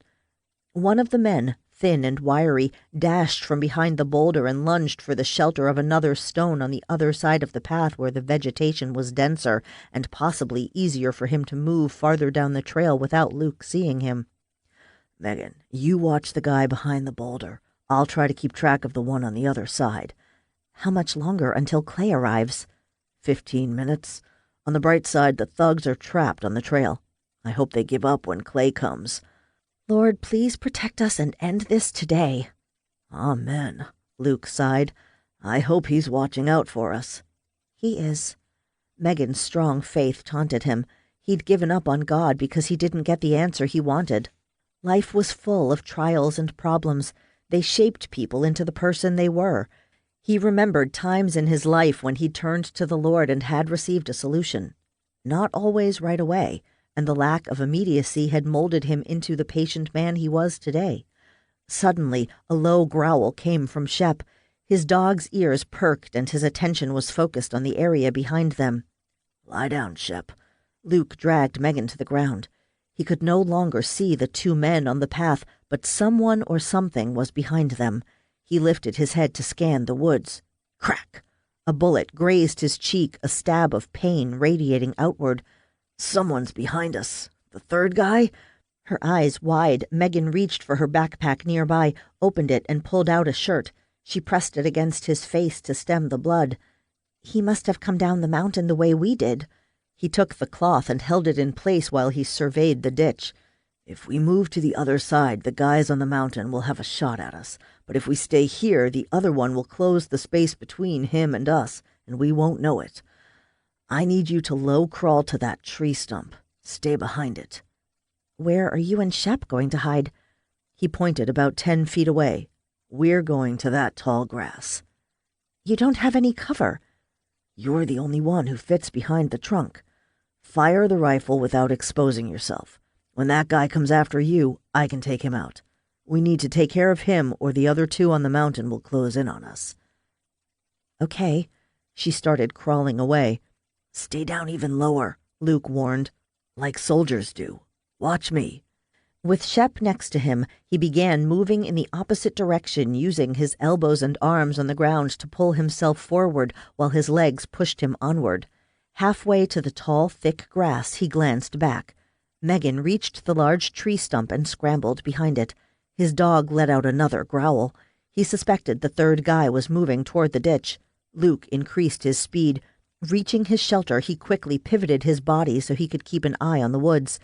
As he positioned his gun in order to use it, Sheriff Clinton zigzagged his way from one tree to another until he was only yards away from the edge of the ditch, not far from Megan's location. For a few seconds, Luke wondered if the sheriff had arrived to support them and possibly had taken out the third guy. Then why didn't Clinton call out to them? Was he the man who was behind what occurred at the school? Unaware of what was happening, Megan did as he said and poked the barrel of the rifle out and shot it in the direction of the forest without exposing herself. The sheriff didn't return fire, but he raced to the nearest big oak, off to the right and closer to Luke. Still not a word from the law enforcement officer. He remembered seeing him at the fire that destroyed his house. Had Clinton followed him to the broodmare barn? Had he somehow figured out where Luke was going with Megan? He was trying to remember what they talked about while there. They'd discussed their escape from the farm. Megan shot again. Sheriff Clinton rushed toward her, shooting off his weapon several times, bark on the trunk flying in different directions. Luke raised up enough to get a good shot off. His bullet struck the sheriff in the thigh, sending him stumbling to the ground. When he started to lift his handgun, Megan leaned to the side and moved out from behind the stump with the rifle pointed at the sheriff. I'll shoot if you try anything. Push the gun away. The same for me, Luke shouted as the sound of vehicles racing toward them filled the air. For a few seconds the sheriff hesitated, then shoved his weapon closer to Megan. As much as Luke wanted to go to her, he knew he couldn't stand and reveal his location to the two still on the mountain. He did get close to the side of the ditch, so he wasn't a target. Within minutes, Clay and other police officers showed up. Clay parked his car by the ditch in such a way that Luke and Megan would have cover. How are you two? Megan kept her rifle aimed at the sheriff. Okay now. We can outlast you, one of the state police near the bottom of the trail shouted to the two still left on the mountain. We can bring in more officers and keep you pinned down until you die from dehydration. Not a pleasant way to go. Throw out your weapons and put your arms up. Then you slowly move to the trail where we can see both of you. With the car giving Luke more protection, he made it to the side and low ran to Megan, keeping his gaze trained on Clinton in case he decided to go for his gun lying between him and her. When he reached her, Luke used a stick to draw the sheriff's weapon to him. Thanks, Clay, for showing up. Part of my job description, Clay said over the round of gunfire exchanged between the other state police and the two assailants. You two can relax. I've got Sheriff Clinton in my sights. What happened here? Megan put the rifle across her lap and sank back against the dirt wall that had shielded them from the two guys on the mountain who wanted them dead. The sheriff was with the guys who've been after me. He shot first. We returned fire. I've called for an ambulance. We'll sort this out once the others are apprehended. Over the course of his time in search and rescue, Luke had learned a lot. He might have shot Sheriff Clinton, but he didn't want the man to die. As soon as your cohorts surrender, I can take a look at your wound. I've been trained in first aid. Use your shirt to stop your bleeding. From the amount of blood from the wound, it didn't appear that he'd hit an artery. For that, Luke thanked the Lord. "It's over!" Sheriff Clinton yelled, sweat running down his pain-etched face. Luke sat next to Megan with Shep on the other side. He took her hand. "All I want is a cold shower, a 4-course meal, and a bed." "Where? Both of our homes are burned down." "Good question. I'll think of something." Hours later, Megan sat in an interview with Chief Franklin and Clay at the police office in Sweetwater City. She'd showered, changed into newly bought clothes, and ate enough for 2 meals. Her earlier adrenaline surge had abated, leaving her exhausted both physically and mentally. Clay gave Megan her mother's ring. "This is yours." She smiled. "Thanks. I'm so glad it wasn't lost." "Megan, we've processed the restroom at the elementary school." Chief Franklin set his elbows on the table and clasped his hands together. "The body in your house was Shelley, and now we know where she was murdered.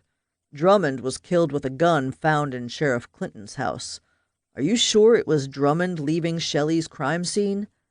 Yes. The memories came back at first in bits and pieces, but it was him. As she'd showered, the rest of what went down returned to her, leaving her shaken to her core. The fear that had previously swamped her did so again. Her hands began to tremble. She curled them into fists. "What else?" Clay asked in an encouraging voice. "Drummond was the one who took me, left me with the 2 guys in a house. All I saw of it was a bedroom. I was tied to the bed and left in the dark until the thin one came in and gave me a shot. I passed out again.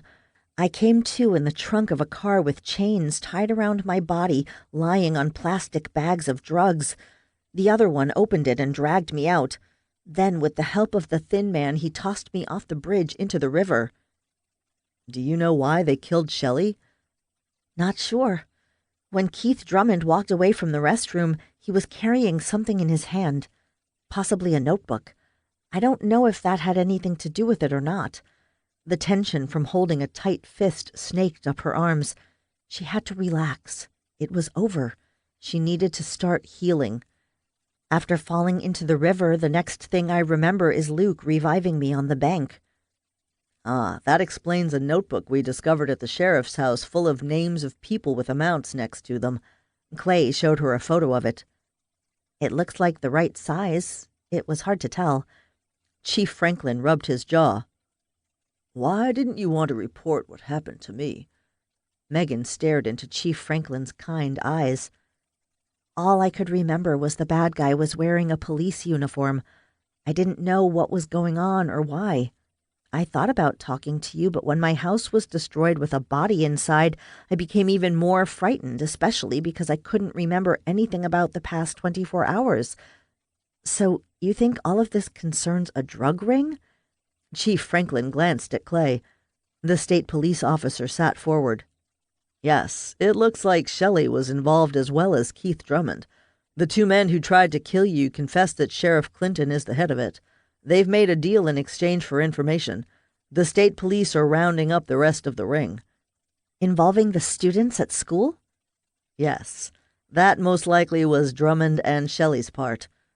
Megan shifted her attention to the police chief. "How did they find us at the cabin?" "Sheriff Clinton was at the fire. He followed you to the barn and overheard part of your conversation. He put a tracker on the truck you were taking. According to the big guy that tossed you over the bridge, the sheriff wanted to get rid of you and Luke, but he didn't want your bodies found. That's why they came after you at the cabin." Megan drew in a deep, calming breath and flexed her hands.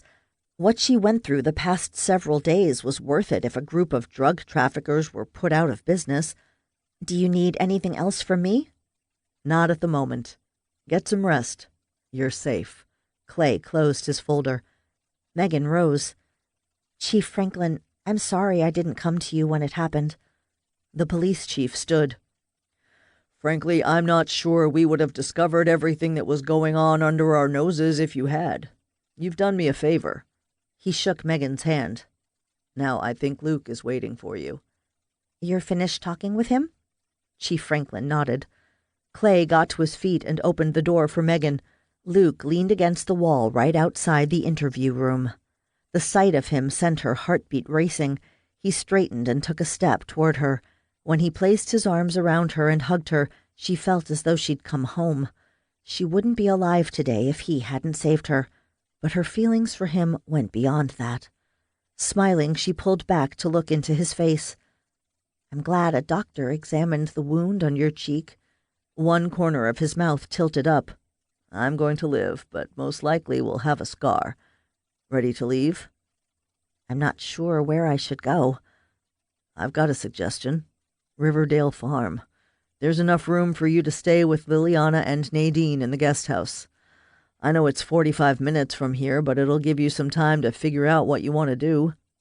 "Rebuild or buy a new home?" "Those are two options, but there's a third one.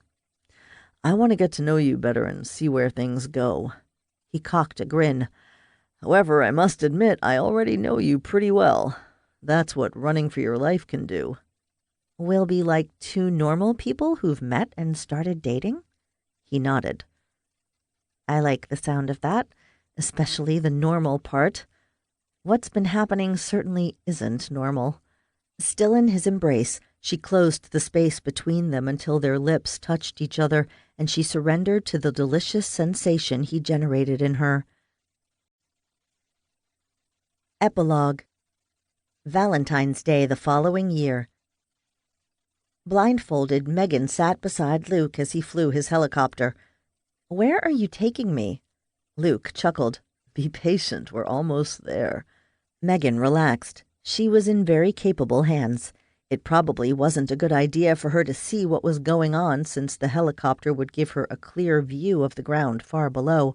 She'd come a long way in overcoming her fear of heights, but she hadn't quite gotten over it enough to sit calmly as they flew over the landscape without her blindfold on. They had grown close in the months they'd been together. She'd discovered driving 45 minutes back and forth to school had been a good thing. It was her quiet time. She had her burned home torn completely down, but she still hadn't come to a decision about what to do with the property, whereas Luke's house was almost completely restored. She'd enjoyed helping him and Liliana with decisions concerning their home. The helicopter began its descent. When it landed, she started to take off the blindfold. Luke touched her arm. "No, not yet. I'm coming around, and I'll help you out of the helicopter." Okay. What was he up to? And why did he bring Shep on this day trip? He was behind her in his kennel. Luke opened the door on her side and took her hand. With his assistance, she climbed down, a light, cool breeze blowing. He hooked his arm through hers and moved forward a few yards. "You can take off the blindfold now." When Megan did, she couldn't believe what was before her. She was at the cabin where they'd hidden last August, but it wasn't really the same place. It was bigger and made of logs. A chimney was on one side and there were more windows. A porch along the front had been added. What happened? "I bought the place from my friend and made some changes that will make you feel at home. But that doesn't mean I won't try to get you to rough it in a tent from time to time. Wait here, let me get Shep. I brought him so he could be our alarm if a bear comes around, although all the times I've been here overseeing its construction, I haven't seen that monster." Luke hurried to the helicopter and released Shep from the kennel. After he returned with Shep by his side, he walked with them to the new cabin. "When did you come here?" "When you were at school. I wanted this to be a surprise, but it isn't my only one. Let's go inside." As she stepped into the cabin, shock set in, and she came to a stop. Her jaw dropped as she scanned the main room with new, beautiful, rustic furniture that fit the environment. The dominant colors were dark brown with splashes of forest green in the pillows on the couch and the two loungers. The place shouted cozy and homey.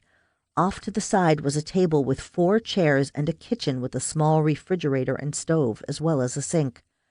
Megan pointed to the 2 doors at the back of the cabin. "What's in there?" "A bathroom with a shower and a bedroom with a super comfortable bed." She turned to him, stunned that he'd done all of this. Why? He stuck his hand into his leather jacket pocket and withdrew a small box. When he went down on one knee and took her left hand, Megan brought her other one to her mouth. Every day she'd been with him, she'd fallen more and more in love with Luke. He was everything she'd dreamed of. Megan Witherspoon, I love you. Will you marry me? Words clogged her throat, all her feelings for Luke swamping her. She knelt in front of him. I love you. She put her arms around him and leaned forward. She brushed her mouth over his, then kissed him with all her love in it. When she finally pulled back, she said, yes, and held up her left hand for him to slip on her engagement ring. He embraced her and lowered his head toward hers. Shep barked. Startled, Megan drew back. A bear? Now? Shep walked over to them and laid his head on Luke's arm, hugging Megan. He laughed. That's Shep's stamp of approval. Now all we need to get is ladies. Megan laughed. I have a feeling we already have that. She follows you around everywhere. This concludes Hunted by Margaret Daly, narrated by Kim Nemi. Copyright 20